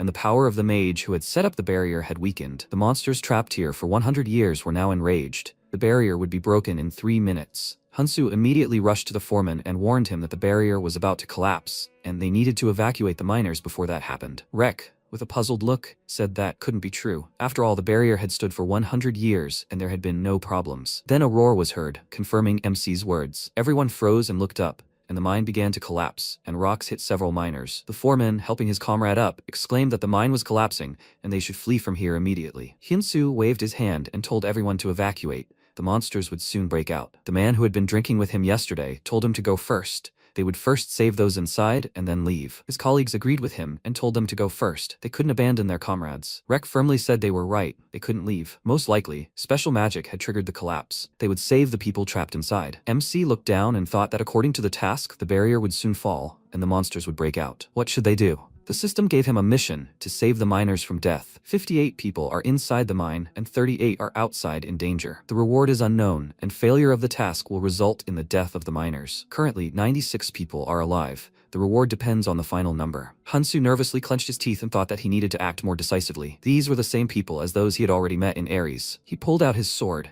and gripped it tightly in his hands, telling Bella that if he missed even one monster, she should cover him. She worriedly asked if he wasn't afraid at all. He was taking on an impossible task again. He turned to her and said with a smile that he told her, strangers don't die. He would hold off the monsters at the entrance to the mine. After that, he stood in front of the barrier and prepared himself, while the monsters began to break through, slamming against the barrier with all their might. MC wondered if this would be enough to deal with them. He couldn't handle them with just this sword. To stop the monsters, he needed something completely new, a special weapon that would require much more ore. He closed his eyes and concentrated on his creation. He had never worked with anything like this before. If he initiated an emergency creation using a massive amount of ore, he would eventually be able to deal a single powerful blow. He opened his eyes and a glowing sphere appeared in his hands, attracting chunks of ore, and then a sword of cold steel grew from it. The system warned him that the barrier would soon collapse. A countdown began. 5, 4, 3, 2, 1. An explosion thundered, and the barrier collapsed. Hansu prepared himself, and monsters emerged. Among them a rock troll, an orc, and a wolf. He immediately rushed to attack, and the system notified him that the 30-second limit was ignored. It would be lifted after one strike. The rock troll rushed towards him, and he shouted that as long as he was here, no monster would break through. He raised his sword above his head, swung it with all his might, and decapitated the monster with the ice storm technique. Huge blocks of ice emerged from the ground, impaling the monsters on sharp spikes, and MC dealt with them all in one fell swoop. The cold iron blade shattered, and he looked at it thoughtfully. Then he looked up at the blocks of ice, and an idea occurred to him. If he used the right materials to create this sword, the effect would be completely different. Since the dungeon was still full of monsters, he looked around to check on the miners, and saw that they were working hard to save their comrades who were buried under rocks. The system reminded him that the reward depended on the number of surviving miners, and he needed to save them. He confidently clenched his fist and thought that these people were no longer just NPCs to him. He experienced the same thing when he went to save his father. These people were ready to do anything to protect their loved ones. He turned to another cave, from which monsters had already begun to emerge, and thought that he would definitely protect them. Seeing the humans, the monsters immediately sped up and charged. Then Hansu ran towards them and ran into the cave to replace the monsters in the part of the dungeon where there are no people. They turned around and followed him. Then he drew his sword and turned sharply, parrying an orc's blow, and noticed that the wolf had decided to attack him from behind. He quickly turned around, dealt a couple of blows to all the monsters around, and there was still one left. The troll swung his club, MC prepared, and swung his sword, cutting it in two, and then delivered a sweeping blow to the troll's chest, causing it to immediately fall to the ground. But the monsters weren't finished yet. They surrounded him and growled menacingly, and he closed his eyes and concentrated, thinking that it was good that he had learned the art of the King of Swords. He assumed a fighting stance, and using the Sword of the Raging Wave, attacked the monsters with a shockwave, causing them to crumble. The Sword of the Raging Wave deals 100% additional damage on impact, and a successful attack on a vulnerable area deals 140 additional damage. But this also expends a lot of energy. Hyunsu staggered and fell from fatigue, saying that this was much more amazing than he thought. After that, a system notification appeared in front of him. The mine was cleared. The sudden mission to rescue the miners was completed. All 96 people survived. He completed a new episode with an excellent result. He smiled, glad that everyone was safe, and the system said that by taking advantage of the circumstances, he could get a greater reward. He thought that saving people was a reward in itself, but since he was offered something better, he would not refuse. Leaning on his sword, he stood up and had a great idea. Meanwhile, Rek pulled the last victim out of the mine and turned to his comrades, smiling, saying that they could rest easy now. Everyone was safe and sound. They began to hug, happy about it, and Bella passed by them, looking at each of them, and told Rek that it looked like Hansu had taken the monsters into the dungeon. Hearing this, he immediately told the miners that the blacksmith had taken the monster deeper into the dungeon, all for the sake of protecting them. The joy on their faces gave way to concern. Now they understood why they hadn't seen the monsters. The foreman said that he, as the leader, was ashamed because they hadn't saved all of their comrades yet. All the miners who were still on their feet should immediately follow him into the dungeon. After that, they armed themselves with torches and went looking for him. They scattered through the cave, shouting his name, and finally found him sitting unconscious by a stone. Everyone immediately rushed to him, and Bella exclaimed that he was seriously injured. She pressed her ear to his chest and thought that despite the wounds, his pulse was steady. She was about to calm everyone down and say that he was okay, but MC grabbed her hand and whispered that she should just sit quietly. After that, he told them, looking exhausted, that he was okay. The battle was tough, but he was lucky. He was able to defeat all the monsters. Everyone is safe, right? Rex sat down next to him and took his hand, thanking him. He felt sorry that they had completely forgotten about him while they were rescuing the others, and he was terribly ashamed of it. He had done nothing for him, only treated him to drinks and food. So why had he done such a reckless act? He replied that they all treated him and Lady Bella like family. Seeing how devoted they were to each other, he couldn't stay away. He just wanted to help them somehow, and he was sincerely glad that everyone was safe now. He coughed up blood, which scared the man, then called him a fool and, unintentionally pushing Bella away, hugged Hunsu tightly and burst into tears, saying that they would never forget his kindness. Bella, meanwhile, looked at them in bewilderment and thought, what was wrong with him? He had been perfectly fine just now. The foreman exclaimed that now was not the time for talking. They needed to quickly bring their savior inside. He helped Hunsu up and headed for the exit, and the system informed him that the foreman and 95 other people would never forget him. He grinned and, remembering how he rolled on the ground to look beaten, thought that, as he suspected, acting out the drama was a good idea. Bella noticed his satisfied grin, and then he gave her a thumbs up, and she realized that he had been deliberately pretending to be weak all this time to garner pity. Time passed, and MC woke up. He yawned widely, saying that he had slept so soundly, and suddenly Banya's loud exclamation was heard from the side. He immediately jumped up from his seat as soon as he saw that Hunsu had woken up. Hyunsu was scared and asked how long he had been there, but he ignored him and turned to the door, loudly shouting that Hyunsu was awake. Rek immediately burst into the room and asked how he was feeling. Was he feeling better already? MC told him that everything was fine. The others were fine too, weren't they? The men looked into the room and told him that they were fine, but he should take care of himself first. Rek sat down on a chair next to the bed and said that he had told him that he had things to do. After all, he was a blacksmith. He was a little sad, since he was leaving soon, but he wanted to tell him something. He asked what was going on, and then the man turned to the door and told them to come in. Several miners entered the room, and Rex said that today they would all go into the mine for him. They wanted to thank him. After all, he had risked his life for them. They would extract that 1,000-year-old cold iron that he was looking for. He asked in surprise, would they really do this for him? He just did what he had to, but he was still grateful to them. Now he understood what he wanted to tell him. Rek turned to the men, who, taking his hint, left. He cleared his throat and said that there was actually something else, but he thought it would be better if his son said it himself. Banya awkwardly scratched the back of his head, then with a serious expression, called Hunsu their savior, and kneeling before him, declared that he wanted to follow him. The system informed him that the character swore eternal allegiance to him, that he had the potential to become a legendary miner, and that he could accept him as a follower. The MC stared at the system window in surprise, wondering what this meant. Meanwhile, in the special user department, Soyeon was keeping a close eye on him, and judging by the pile of garbage around her, she hadn't stopped working. She clutched her head and,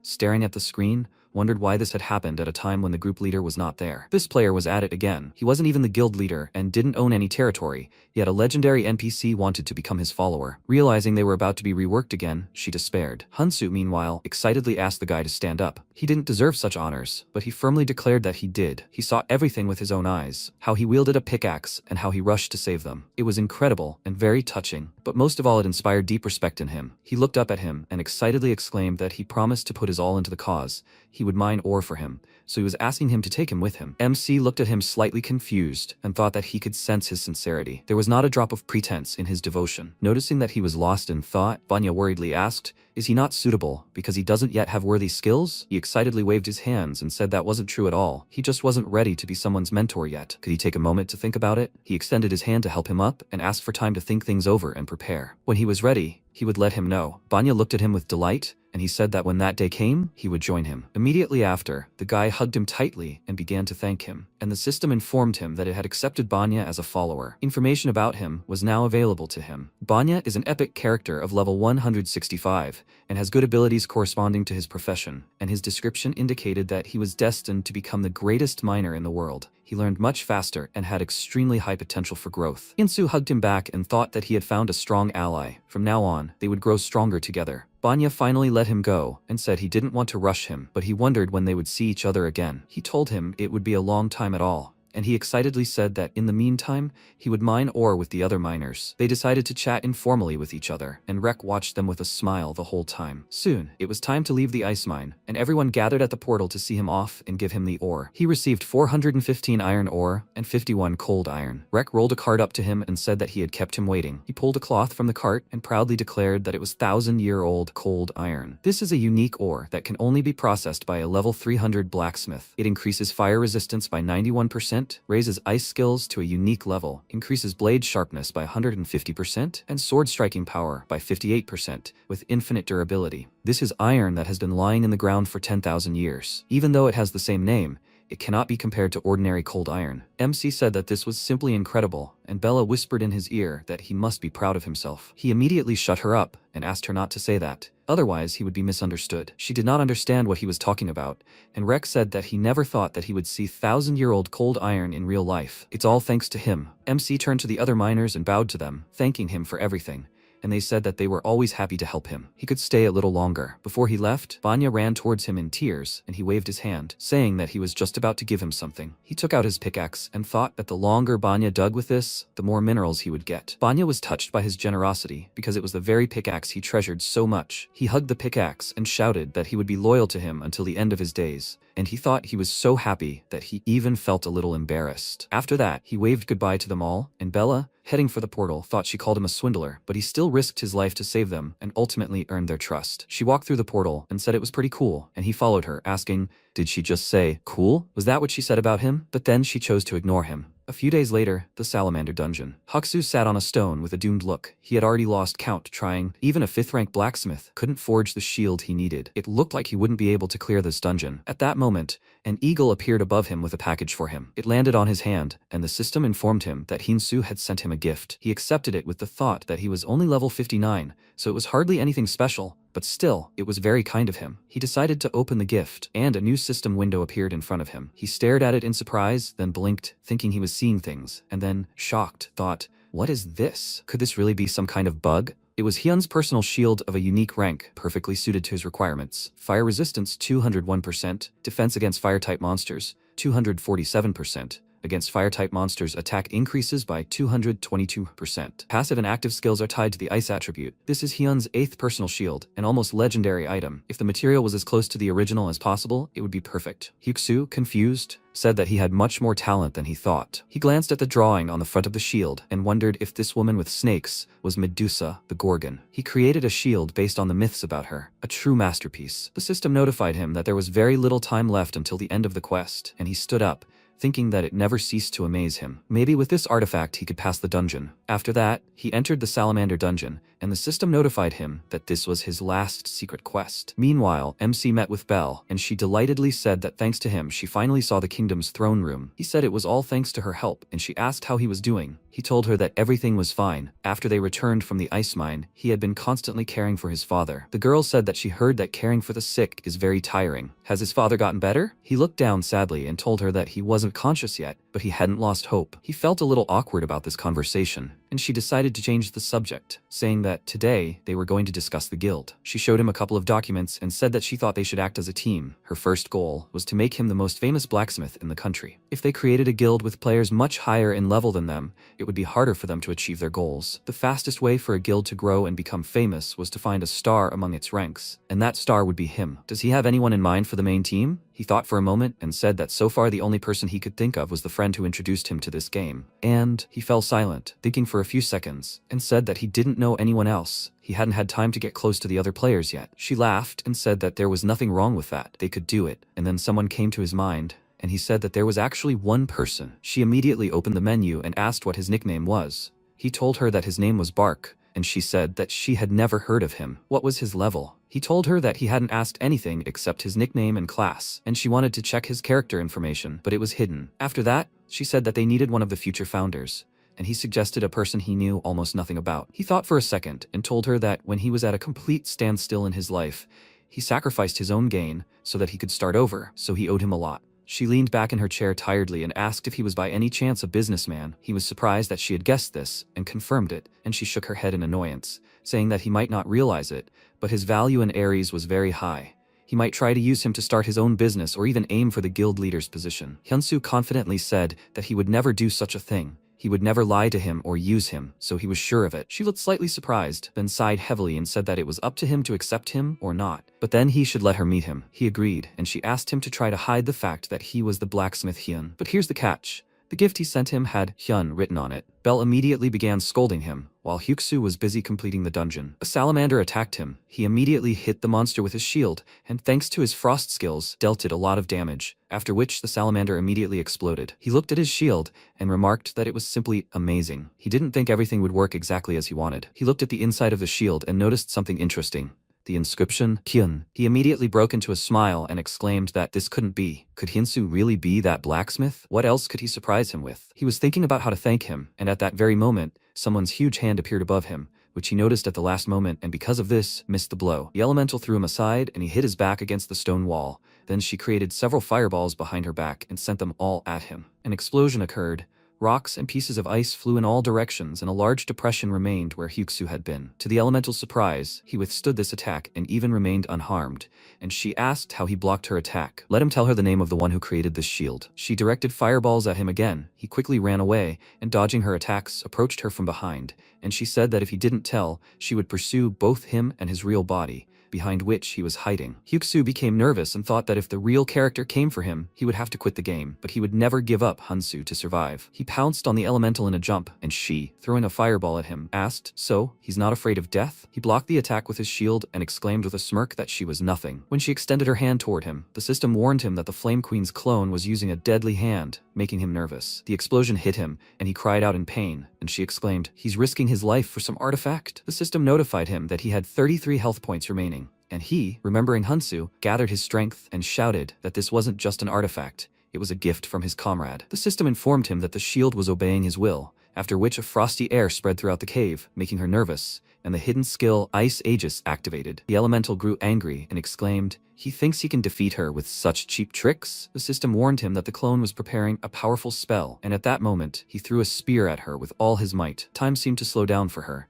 She saw a piece of ice right before her eyes and let out a sigh before the spear instantly pierced her body and sank into the ground, splitting it into pieces. The system informed him that he had defeated the Flame Queen's clone and the Salamander dungeon quest was complete. He had received a set of Fire Dragon armor, but there was still danger. The ceiling collapsed, and Hyuksu barely managed to avoid it. After that, he caught his breath, and the system informed him that the secret test had been passed. He refused to reveal his comrade's name, even when his life was in danger. He exclaimed that this was actually natural, and the system declared that he had been granted the right to evolve, which confused and surprised him. It was, after all, a hidden class change. The system declared that as a tank, he was already ideal. He had been assigned the epic class, Growing. A rising one can even reach the legendary rank. It's a special class that protects something precious. Hyuksu thought for a second, then asked with a smile, "So this dungeon was a class quest from the start?" The system reminded him that he still hadn't joined a guild. It was recommended that he join one as soon as possible. He rubbed his chin with an alluring grin and thought that it seemed he had a lot to talk about with Hyunsoo. After that, he went to meet him at some tavern. With his shiny armor, he stood out quite a bit,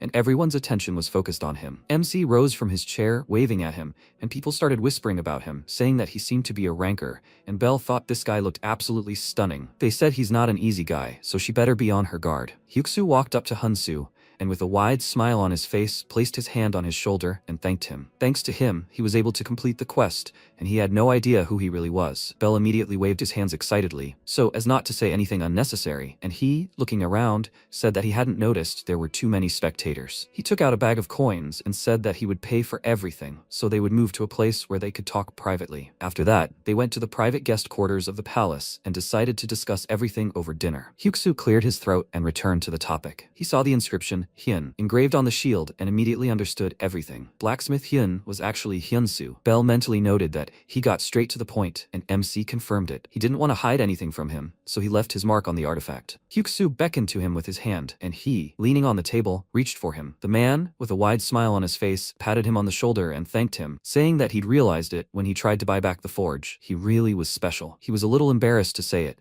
but during the quest, when someone tried to take the artifact he'd created, he said it was a gift from a friend. Hyunsu's face immediately broke into a smile, thanking him for these words and saying that since he intended to keep his identity a secret, he would also keep this a secret. Belle looked at him slightly guiltily, thinking that he was trying to use Hyunsu, but she was wrong to doubt him. She cleared her throat and stood up from her chair, saying that she would like to introduce herself to him. Her name is Belle. She is Hyunsu's manager. She was biased against him at first, and for that, she wants to apologize. He didn't understand what she meant, and she smiled awkwardly, saying that since he knew who Hyunsu was, she thought that he would try to use him somehow. She had already assumed the worst outcome. He said that there was some truth to that. Many people would try to use someone like him. To be honest, he himself was thinking about creating a guild with him, but he didn't want to achieve anything by using him. Besides, it seems like he is already surrounded by good people, so he is calm. And that is enough for him. MC said that he actually wanted to tell him something. He wants to invite him to his guild. The man was slightly surprised by this and said that he wanted to work with him. The thing is, he wants to become stronger together with them. Hyuksu looked closely at his serious face, thinking about it, and Belle froze, waiting for his decision. After a few seconds, he smirked and remarked that it sounded good. From now on, he will protect him. He extended his hand and said that he would like to introduce himself properly. His nickname is Bark. He is level 371, and his class is a growing tank. As far as he knows, he may soon reach the legendary class. Belle was very surprised by this news. Hyuksu thought, he also has a legendary class, right? Now MC also wanted to introduce himself properly. His real name is Hyunsu, and he is level 80. His class is the god of blacksmiths. He was very surprised, and when they shook hands, MC said that he didn't even have a name for the guild yet, but he was looking forward to them working together. He smiled and said that the feeling was mutual, then called him the future leader. Belle was happy, watching them, and Hyuksu suggested that they start eating while they chatted. He also wants to pay him for that gift. He clicked something in the system window, and Hyunsu said that he gave the shield as a gift, so he didn't need to do anything. But it was too late. He transferred 400 million won to his account. He was very surprised and immediately started waving his hands excitedly, saying that it was just a gift, and he laughed, saying that he couldn't accept it so easily. Has he already thought about how he will develop his guild? Belle said that her first goal is to make the blacksmith more famous. After that, she wants to take orders for creating items. He became interested and asked, so she wants to make the guild's name famous first? And what's her plan? She told him they'll put the hottest guy on air, and it'll be Hyunsu. He stared at her in surprise, not understanding if he'd misheard the words about a hot guy, and then nervously asked what she said about going on air. Is that a joke? They both stared at him with enticing glances, and he smiled wryly, thinking it was simply amazing. Since the game became popular, major television channels have partnered with it. Online networks, private streamers, they've all released content about the game. Among them, one channel used to have the highest ratings broadcasting the game. After a while, the staff was already busily preparing for the broadcast. The host climbed into the game capsule, and the producer, so nervous that he started biting his nails, asked, "They all know that their ratings have been dropping lately, right?" His colleague confirmed this, saying that's why they've already built up interest. Blacksmith Hyun declined to appear, but the martial arts tournament winner said he'd come in his place. They both prayed, as this could be their last chance. A message appeared on the screen announcing preparations for the broadcast, and 6,000 viewers had already gathered. One of them wrote that the legendary Truth Room would soon begin, and another viewer noted that this was true, but they only bring boring guests. In the Truth Room, they force you to tell only the truth. The broadcast finally began. The host appeared and greeted all the viewers, saying that they hadn't seen each other in a while. Their guest today is the martial arts tournament winner. Everyone is interested in his real face, right? Someone in the viewers said that they said the blacksmith will also appear, but he won't show his face. Another anonymous viewer said that rumor has it that he is a short, bald old man with a beer belly. They started arguing that today's viewership would drop to 5,000, and the host said that as expected, they would move straight to the main event. He pointed to a chair next to him and said, "Here he is, the winner of the martial arts tournament, Hyunsu." As soon as he appeared, all the viewers were very impressed by his appearance, and while he was chatting with the host, he noticed that the entire chat was littered with question marks. Is something really wrong? One of the anonymous users wrote that he was simply handsome. Why is he so cute? He awkwardly laughed in response, and a viewer named Roan donated 500 million won and asked, when will the blacksmith Heen come out? The rest of the viewers in the chat were amazed, because he is the #1 guild leader, one of the strongest blacksmiths. A few days ago, in the guild's meeting room, Sylvia, a member of the Black Anvil Guild, asked why they were holding an emergency meeting when the blacksmith was busy. Dax asked if she had even read the community. This is a hot topic right now, especially after he became famous for creating a sword for the Sword King Barad. Bon asked, but they don't have to hold him back, right? Dax said it never hurt to be cautious. They need to recruit him before he becomes even more famous. He turned to the leader and asked, right? Roan said he listened to their opinions, and as for the blacksmith Hun, he would check everything personally and then decide. That's why he went to watch the stream and even sent a donation. The host was very happy with such a generous donation and clapped his hands, saying that they had an incredible guest watching today. The leader of the best blacksmith guild in Korea is watching their stream. You can't see something like that even for money. He asked the viewers to support them, and then the blacksmith Hun sent a donation of 100,000 won, saying that he would do an interview today. Seeing this, The host became very excited and said that they were very happy to see him. And the MC thought that, as expected, he set everything up so that people thought that they were two different people. The host decided to return to the topic and turned to Hunsu, asking him to introduce himself. How old is he? He answered that he is 23 years old, and he asked what he does for a living, to which he replied that for now, he puts everything into the game. The host asked if he has a girlfriend, and he laughed, saying that it would be nice. Then the girls immediately started donating to them, saying that they don't have a boyfriend either, and they want to know more about him. The host was very happy and grinned seductively, saying that since everything turned out this way, they will ask the blacksmith a few questions. What does Hin do for a living? The MC remembered Bell telling him to pretend to talk to Hinsu through an earpiece, and he touched his ear and told him he was a blacksmith. The host asked about his age, and he told him that Hunsu said it was a secret. Then he asked about his height and weight, and he smiled nervously, saying that this was also a secret, apparently. The viewer's suspicions that he was some old bald man only increased, and the host whispered to him, "Does he want to ruin the whole show?" Hunsu wondered if he insisted on hiding everything so persistently, would his image be completely ruined? If he continued to dodge questions, nothing good would happen. He firmly stated that he wanted to introduce himself through his works, and the man stared at him in surprise. He immediately touched his ear and smiled nervously, saying that Hunsu had just said that. The host remarked that it sounded good, and coincidentally, they'd prepared the perfect content to showcase his work. He brought up a picture on the stream and told everyone to look at it. It was the perfect collaboration between martial arts tournament winner Hunsu and Blacksmith Hun. They were calling it a timed dungeon mission. Blacksmith Hun must create artifacts in 10 days, and Hunsu must clear the dungeon using these artifacts. The viewers were surprised. It was incredibly difficult. Even top blacksmiths would have a hard time standing out in such conditions. The host smiled nervously and silently asked everyone to shut up. How could anyone be distracted from such cool content? This would definitely revive their channel. After that, they received a donation from Blacksmith Roan. He said that if he made a rare item in 10 days, he would give 1 million. For an epic, 3 million. And for a unique, 10 million. Could he really set such a mission? The host became very excited, and Roan said that if he couldn't do it, then he would have to reveal information about the sword that was made for the Sword King, Barad. The host was delighted by such crazy content, and the MC frowned, so Roan decided to see what he could do. And Hunsu, touching his ear, said that Hunsu accepted his challenge. After this eventful day, the MC returned to the forge and got down to business. Meanwhile, Belle watched the community's reactions. They were surprised and very interested. She said that ever since he appeared, the entire community has been talking about him. What does it feel like to be famous? He ignored her, and then she grabbed his shoulder tightly and called out loudly, startling him. She asked what amazing thing he plans to create. He told her that he was still thinking about it. The artifacts he creates will be at least rare, but since Roan has raised the stakes, he wants to show off his unique rank and properly promote himself. Belle said that the community thinks this is a full-fledged battle between Hun and Roan, and he, confused, said that it is not really a battle. She stated that this is not the case at all. It has already turned into a rivalry. If he completes this mission, he will receive not only money, but also Hun's fame as a blacksmith will skyrocket. The Black Anvil will definitely try to recruit him. He asked what would happen if he couldn't do it. She told him that then the value of Hyunsu's blacksmiths would fall and the feature would disappear. He stood up and said that he had to succeed no matter the cost, after which he thanked her with a smile. She had greatly encouraged him. She said that he could rely on her, and then he rudely pushed her outside, saying that from now on he would focus on creating artifacts, so let her go. They would see each other next time. Realizing that she had just been kicked out, she was taken aback. 10 days later, inside the dungeon, the broadcast began, and due to the noise in the community, a whopping 81,000 viewers gathered, shocking the producer. He grabbed the scriptwriter by the shoulder and excitedly exclaimed that these were their highest numbers, and he clasped his hands together and began to pray that everyone would like this content. When Hyunsu appeared in the dungeon, the host announced that the broadcast was starting. The first stage is pretty simple. There are about 40 monsters below, and his mission is to break a red rock on a hill 400 meters away on the opposite side, breaking through them. For reference, the person who took first place is currently 7th in the overall national rankings, with a record of 1 minute 23 seconds, which has never been broken. If he sets a new record, he will receive 10 million won. The host was very happy, while the viewers began to discuss how long it would all take. The MC walked to a cliff from which all the monsters below could be seen, and the countdown began. As soon as it all started, he looked into the camera and said that the artifact he would show today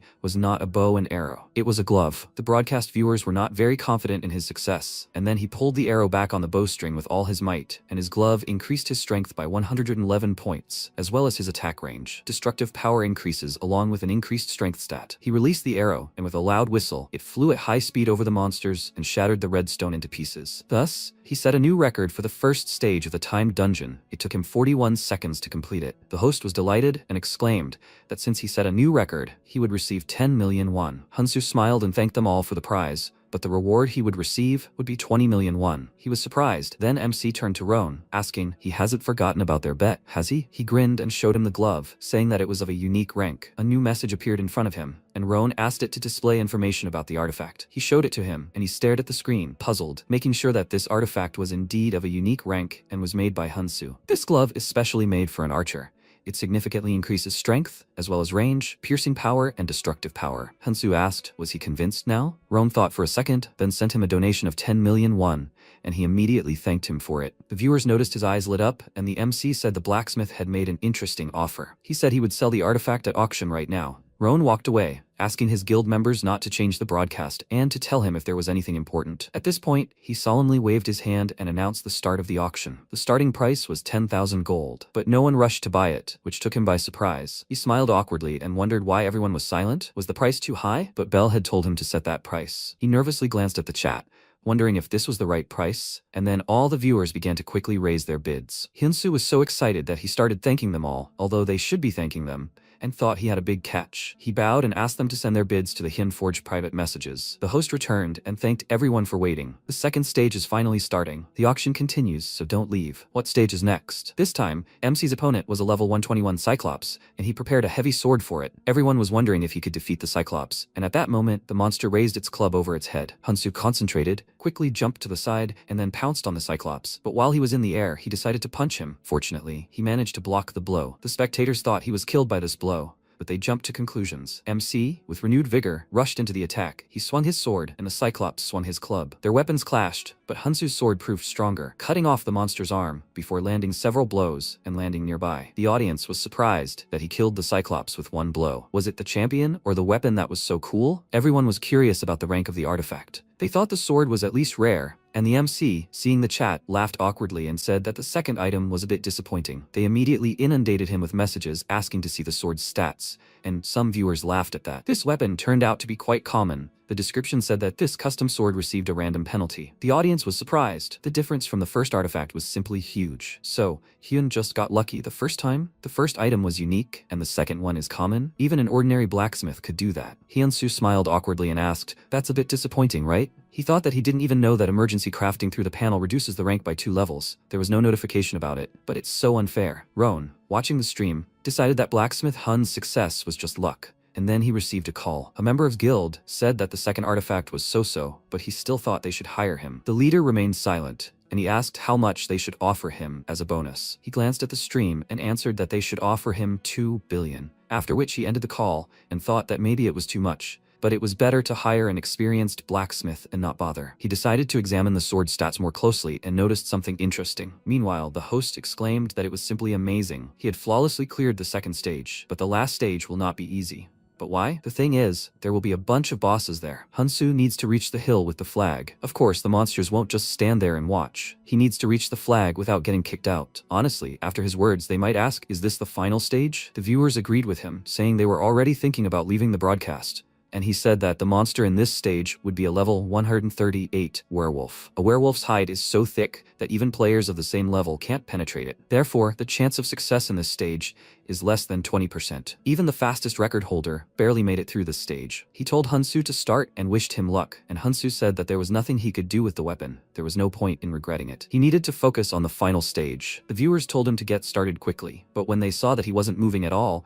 they asked if there was no time left. He declared that he wasn't going to run from the monsters, and they laughed at his boldness. Then he pulled out a bow and said that with this weapon, he would kill them all. The audience advised him to run while he could, but he wasn't going to do that. He turned to the huge crowd of monsters, took aim, and then fired, hitting one of them in the head. The werewolf screamed and grabbed his head. His whole body began to tremble, and the ground beneath his feet cracked, pressing him sharply against it. There was a roar. Chunks of earth flew apart, and the MC happily said that this time, everything was definitely right. The audience didn't understand what they had just seen, and, delighted, asked him to quickly show them the characteristics of this weapon. Hunsu said he now wants to introduce them to a third item, inspired by a bow from Jeju Island myths. They say a great king used this bow to shoot down the sun and moon, and this item is called the 1,000-gun bow. When he was little, his father told him the legends of Jeju Island. Long ago, in the world of the living, there were 2 suns and 2 moons, causing chaos in the world. The king of the world of the living, Sobyul Wang, asked his older brother, the king of the underworld, Daebyul Wang, for help. King Daebyul Wang descended to the world of the living to help his brother. fire. He used a bow weighing 1,000 gun, or 600 kilograms,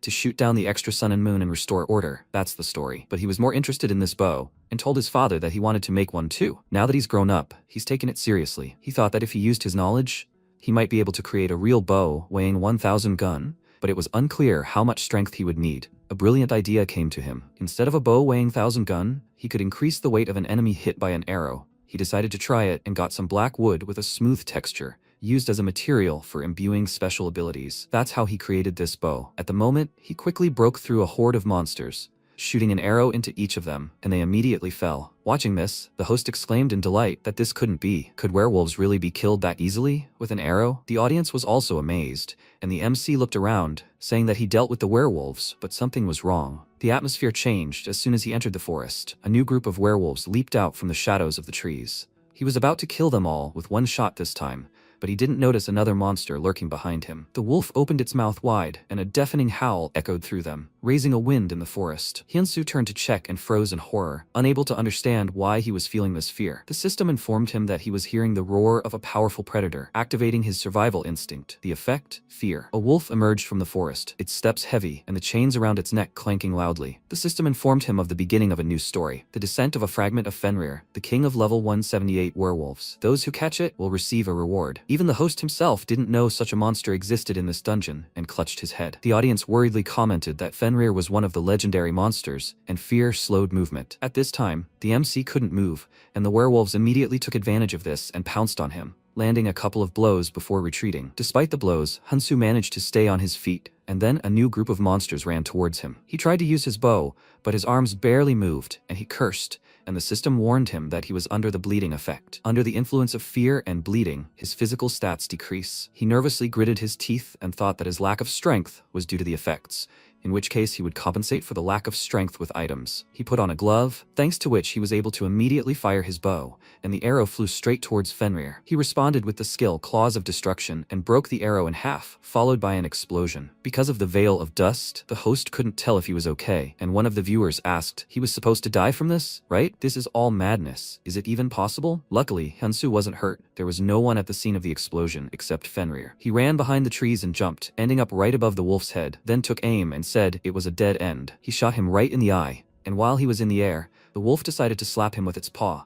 and he smirked and said that this wasn't the end. The true power of this bow was elsewhere. After that, an enormous pressure fell on the wolf. The weight of 600 kilograms pinned him to the ground. The wolf continued to be pressed into the ground. It crumbled, and pieces flew in all directions. The host was amazed by such force, and MC meanwhile climbed onto the monster's body and sat on it with a victorious look. The host grabbed his head in shock and exclaimed, "What just happened? And what is this broken bow?" Immediately after this, the chat was flooded with offers to buy this bow. Among them, even the famous #1 archer, Yan. These messages also appeared in front of the MC. He told them that Hyun just sent him a message. He said that he would never sell this bow. Some viewers were upset and gave up, but others did not give up and began to beg him to sell this bow. Hyunsu jumped off the monster's body and approached the flag, saying that he firmly said several times that he would not sell this bow. Instead, only for archers, he would accept one crafting order. He raised the flag and addressed the archers, saying that just like at the auction, let them send a message to Hun's forge, after which he exited the dungeon and thanked them for watching. He moved to his rented forge and, seeing a bunch of messages, thought that the effect of the broadcast was really amazing. Today's results are good. He received legendary rank materials and a lot of experience. Now he was level 100 and could create his own guild. He remembered Hyuksu and Bell and thought that now he could finally be with his people, and most importantly, he could take Banya with him. The system asked him to name the guild, and he thought about it. With the meaning of wishing for a bright future, he chose the name Gwanmyeong. The system informed him that he had become the guild leader and received the title of Lord's Grace. Immediately after, he invited Hyuksu and Bell to join the guild,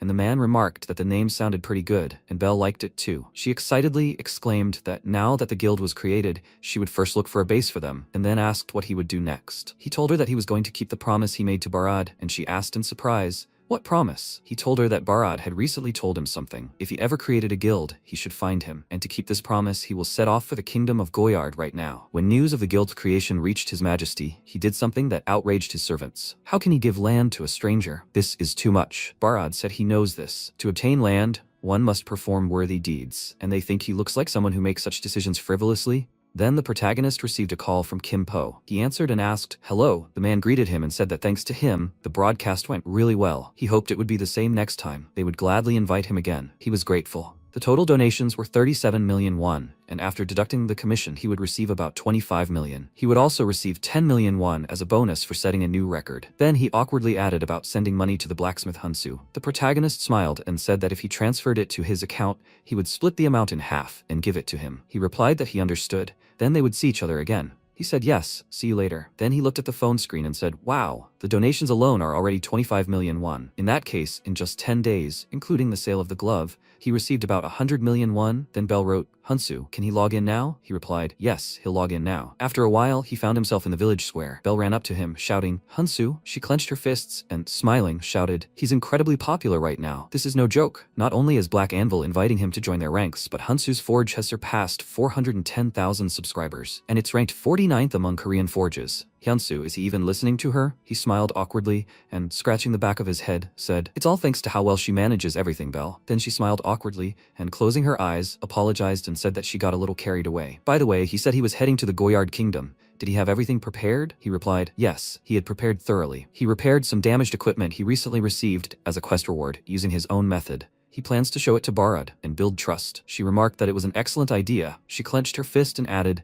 this time, he should get a hidden quest too. In response, he thanked her for always looking out for him. She looked at him and he put his hands to his face and asked, is there something on his face? She yelped, no, nothing. Then she awkwardly added, about that matter of theirs, she's still searching, but she hasn't been able to find it yet. She'll let you know as soon as she finds it. He smiled and told her not to rush the search. He was grateful to her. After some time, Marquis Valo, Lord of the Goyard Kingdom, looked at the animal and asked Barad, His Highness, has he developed a new hobby? Wolves? He petted the wolf and said it was a congratulatory gift from the last dungeon lord. Valo said, he congratulates him again, His Highness. By the way, he heard that he plans to grant land to a stranger. Is that true? Barad was surprised. Why was he asking? Was there a problem? He replied that he was speaking cautiously, but he thought it was a bit excessive. Giving land to a mere blacksmith, wasn't he just a rookie? He replied that Hunsu had saved his life. Did he still intend to object? Valo said, in keeping with the traditions of the Goyard Kingdom. But before he could finish, Barad noticed the wolf's reaction, and then a subordinate said, Your Highness, Hyunsu has arrived. They both looked at the door, and the protagonist walked into the room, a huge black wolf looming behind him. Valo looked at him in surprise and wondered if the blacksmith's aura. Then the protagonist reached out and said, Your Highness Barad, he has returned. After a while, they sat down at the table, and Barad, taking a cup, said that the atmosphere here had changed quite drastically in such a short time. Is it because of this equipment? MC nodded and replied, Yes, as expected. His Highness is insightful. This is Fenrir's helmet and cloak. Not only do they increase stats, they also grant the wolf's majesty. Barad asked, Did he do that too? Then the protagonist reached for his cloak and said that it wasn't so. He only repaired the equipment he received as a reward. Then he looked at the animal and said, Judging by the wolf's reaction, it seems the effect worked as intended. By the way, His Highness, may he know why he called him? Barad then looked out the window and said, In the west of the kingdom, there is a small territory called Wallace. Wallace is a village of blacksmiths. Just a few years ago, it was thriving, but now one could say it has completely fallen apart. The situation is bad enough to affect neighboring territories, so there's a lot of talk among the nobles. They've set many talented people to restore Wallace, but every time it's been a waste of effort, and for some reason, no one can understand why. They always end up fleeing the village as if escaping from something. And then he met him, and when he saw the sword he made, he was sure. The one who can solve the Wallace problem is him. At that moment, a system window appeared, stating that he must restore the western territory of Wallace. Rank S, restricted only to those who have received Barad's offer. Reward, 10,000 gold for every 10% increase in territorial development. Penalty for failure, decreased trust level with Barad. Description. The problematic territory of Wallace in the Kingdom of Goyard has been declining at a certain point. He must find the cause and restore it to its former glory. Then the protagonist looked at the scroll in his hand and thought, restore the city, something he's never done before. Then he said, Your Majesty, he knows. He has no experience rebuilding cities, but if this is a blacksmith's town,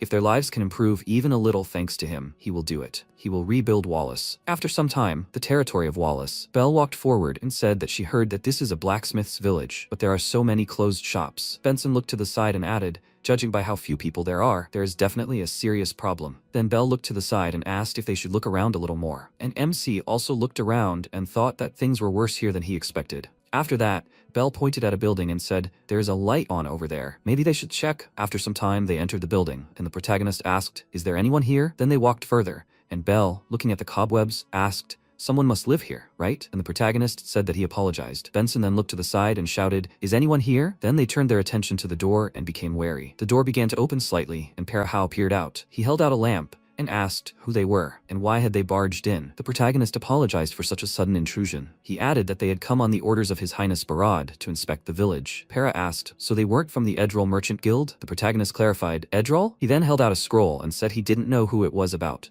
But if he didn't believe it, here was His Highness's decree. With that, he unrolled the scroll. He walked to the door and, placing the scroll next to it, said he would leave it here. They would step aside and he could examine it for now. Then Para took the scroll and after a few seconds said that it truly was His Highness's seal. It had been a while since he had seen strangers.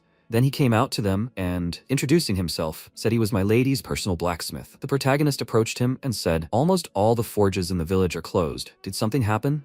He replied, the Edrol Guild broke into the village a year ago. That's how it all started. MC said, the Edrol Guild, the ones he was talking about? He replied, it's a long story. Would they listen to an old man? Rumors had reached the guild that blacksmiths were gathering here, so they showed up. The guildmaster presented all sorts of expensive gifts. They gained their trust and offered a deal. My lady wanted to glorify the weapons of their masters, so she happily agreed. That's how the Edrol Guild infiltrated the village. And one day at dinner, the guildmaster suddenly proposed a bet. It was naively taken as a joke, but the outcome was disastrous. Having lost the bet, my lady lost all her power. The tyranny of the Edrol Guild began. Many blacksmiths tried to escape, but those who failed faced total slavery. Then Belle commented on how vile it was. The protagonist thought not only had they deceived and exploited the men, but they'd also taken everything they had. He frowned and thought he couldn't let it go. Then he asked, old man, did that mean he worked for them too? He looked away and replied that it wasn't so, he was just a fugitive. The day my lady lost the bet, she sent him away with orders to win the bet and save the blacksmiths. Then Benson folded his arms and said, since my lady entrusted him with this, does that mean he has the skill to win it back? He closed his eyes and said, he may have a nasty character, but you can't drink away his talent. Then he rose from his seat and added, however, you can't run forever. They'll come for him soon. Then he walked in the opposite direction and thanked them for listening to the old man's whining. They should leave quickly before they got caught up in it. Then MC told him to wait. He put his hand to his chest and added, if he allowed it, he'd like to help him.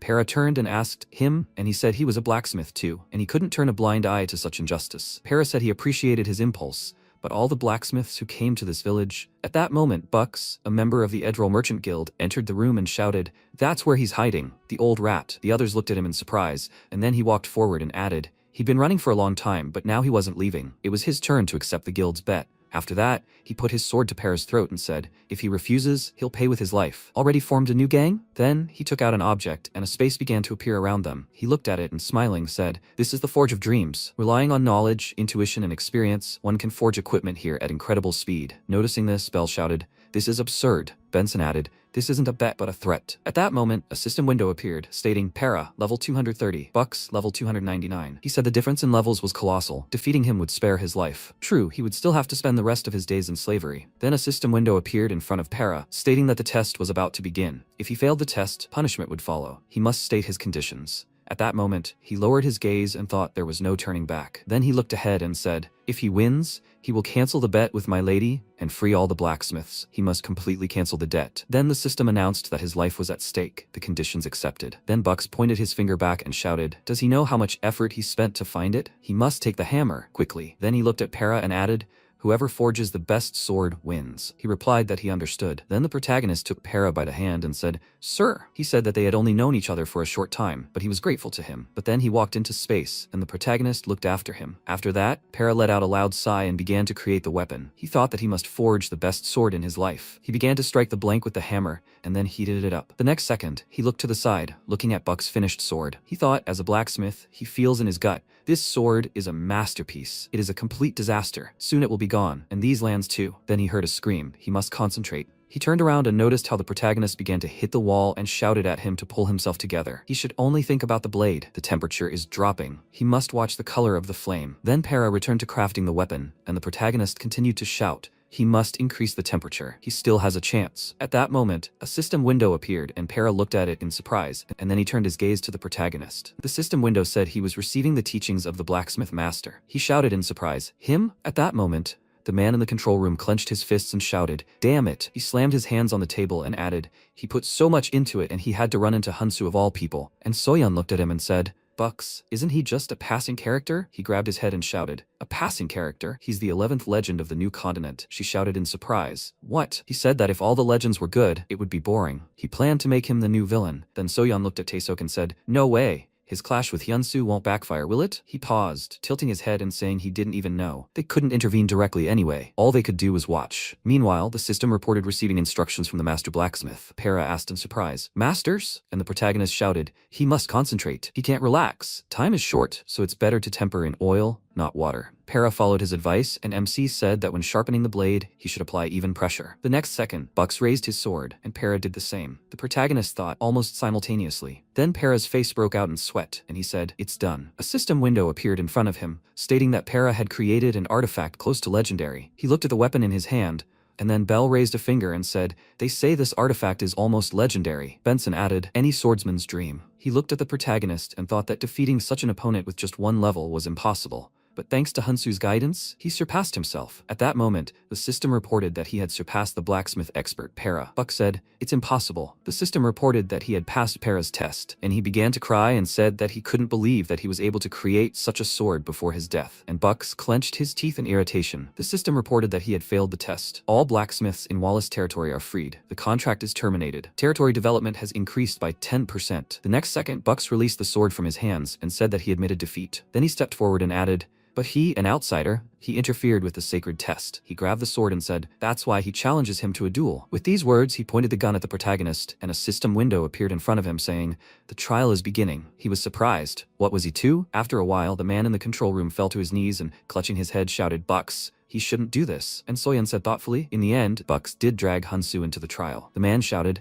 "Manager Kim." He grabbed Taeseok by the leg and asked what he thought would happen if Hunsu fought Bucks. Did he have a chance? He answered, out of the question. "Hunsu is the god of blacksmithing." The man asked, "Then is there a chance that Hunsu will just let Bucks go in peace?" He replied, "Judging by what Hunsu had done before, the chances are 0, and Soyeon said that they would just wait and see. Then Taeseok looked at the monitor screen and said, "So who's testing whom here? Hunsu isn't the kind of person to be judged by level numbers alone." Meanwhile, MC looked at the sword in Bucks' hands and thought, "It's an artifact, so the problem was with the sword." Then Bucks pointed the weapon at him and said that if he fails the test, he'll cut off his arm. And the protagonist thought, he forced people to obey. Idiots like him shouldn't even exist. Then he said, his conditions are his sword. In response, Bucks smiled and said, "Okay, this will be a forging speed test." He let go of the sword and, pointing his finger at it, said, "It tests a blacksmith's normal speed, knowledge, and experience.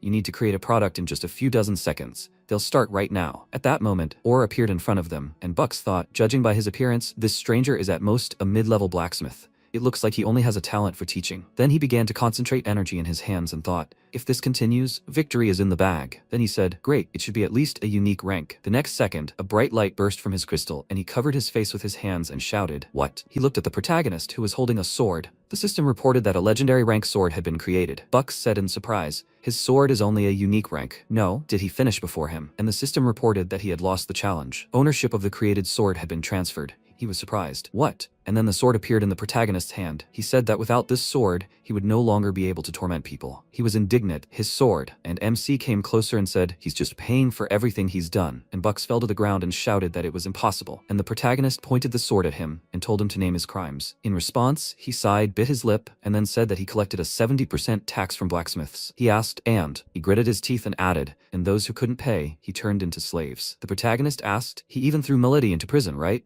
He replied that it was necessary for the guild's profits. At that moment, Para shouted, "Imprisoning the lord and exploiting the blacksmiths was unfair." And then the protagonist asked, "So where did he hide everything he squeezed out of them?" Bucks knelt down and said, "In the basement of the guild building." He asked, "Is that all?" He looked away and replied, "Right, that's enough. He has told everything, so he begs for mercy." The next second, he grabbed the sword and then pointed it at the protagonist and shouted, "Does he think he's gonna die so easily?" And then the protagonist said, "Broadsword Art, Chapter 2. He grabbed the sword, then threw it up, making it spin. He said, "Blade of the Furious Tide." At that moment, Bucks looked at him in bewilderment, and the sword fell from his hands, and the protagonist punched him in the face, and the next second caught the spinning sword, after which he swung it in front of himself, cutting off Bucks's arm. He said that compared to what he had done, this was nothing, but it was not his place to judge him. He moved on and, approaching Para, said, "Sir, he apologizes for frightening him. This man will not harm anyone again. He leaves the punishment to his discretion." Para was surprised. Did he mean to say that he should pass the sentence? Then he looked at Bucks and said, "Perhaps he would not mind if the right of punishment went to my lady?"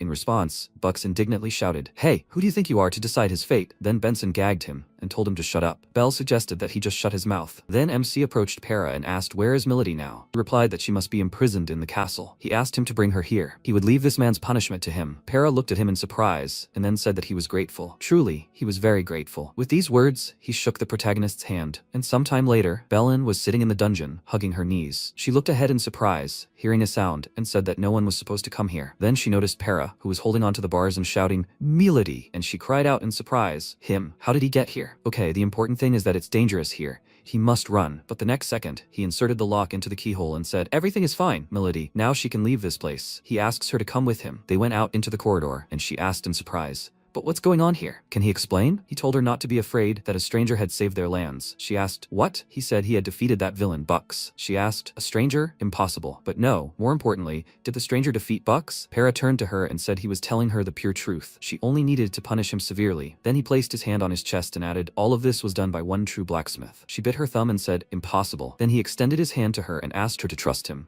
that she would see with her own eyes and understand. Then she closed her eyes, and after that, they walked to the exit. After a while, Para opened the door for her and asked her to come in, my lady. She walked inside and cried out in surprise. She noticed Bucks sitting on his knees with his severed hand. And then the protagonist asked, "She's my lady?" She removed her hood and confirmed it. Then she said she was Belen, Lord of the Wallace lands. He had indeed defeated him. The protagonist noticed that it was all true. Initially, they planned to leave the punishment to Lord Para, but he said to leave it to her, my lady. She stepped forward and said, "In that case." She wrapped up her sleeve and said, since they needed to talk, could he please take the bandage off his mouth? And then Bucks's bandage was taken off and he screamed, "What the hell?" She said Bucks, she trusted him, and did business with him. She could even tolerate deception, and he smirked. The one who was deceived is a fool himself. But she added, but touching people on her land is unforgivable. As lord of this territory, she gives the order, Para. He approached her and said, yes, my lady. She ordered the confiscation of all the property this man had illegally appropriated, and the release of all the oppressed blacksmiths. In response, Para bowed and said that he understood her, my lady. And when Benson grabbed Bucks, he screamed, "What nonsense! This is his property. They are his slaves." And Benson shouted, "Attention." Then Belen appeared to him again and said,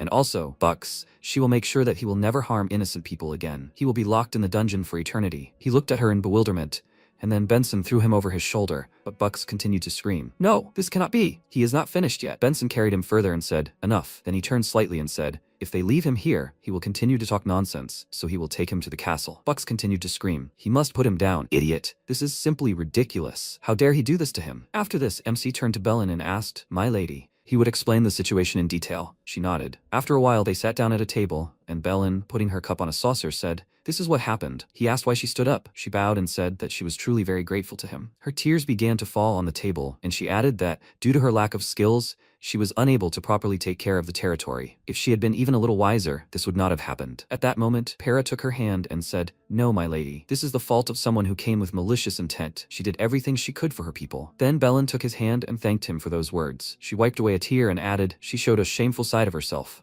But the protagonist said that this was not at all the case. He understood everything perfectly. Then he rose from his seat and said, "Come to think of it, he never introduced himself." He then introduced himself, and Belen did the same, bowing and saying she didn't know how to express her gratitude for saving the territory. The protagonist awkwardly held his hands out in front of him and said he only did what he had to. Belle agreed with him, and Belen added that she apologized for misunderstanding them. Belle was surprised, misunderstood. What was she talking about? She said that when Para said that an outsider helped them, she didn't believe it. She had heard since childhood that outsiders were all selfish and only tried to use them. But today made her realize something. There are good outsiders like him, and she sincerely thanks them for protecting her territory. MC looked at her and thought that he came because of Barad's request, but he was very glad that he came because they were able to save those two and the suffering blacksmiths too. Then Belen said she wanted to repay all those who saved her territory. She intended to give them half of everything confiscated from Bucks. But the protagonist shook his head and said, "No, please. She should use the money for the blacksmiths' territory. For them, simply seeing these territories restored to their former glory was more than enough." At that moment, Belen covered her mouth in embarrassment and made a surprised sound. And Para said that he was truly very grateful. At that moment, the protagonist looked in surprise at the system window, which said that the Lord's Favor had been activated. Lord's Favor, the unique title. Rank S, special ability. When someone decides they have received a special favor from him for life, there is a 3% chance of activation. Upon activation, such a person will feel a desire to be with him, high respect and loyalty. They may also experience strong emotions, and they may ask to become his vassal. The current number of activations is 1 person. The protagonist looked at this in bewilderment and wondered, which one of them is it?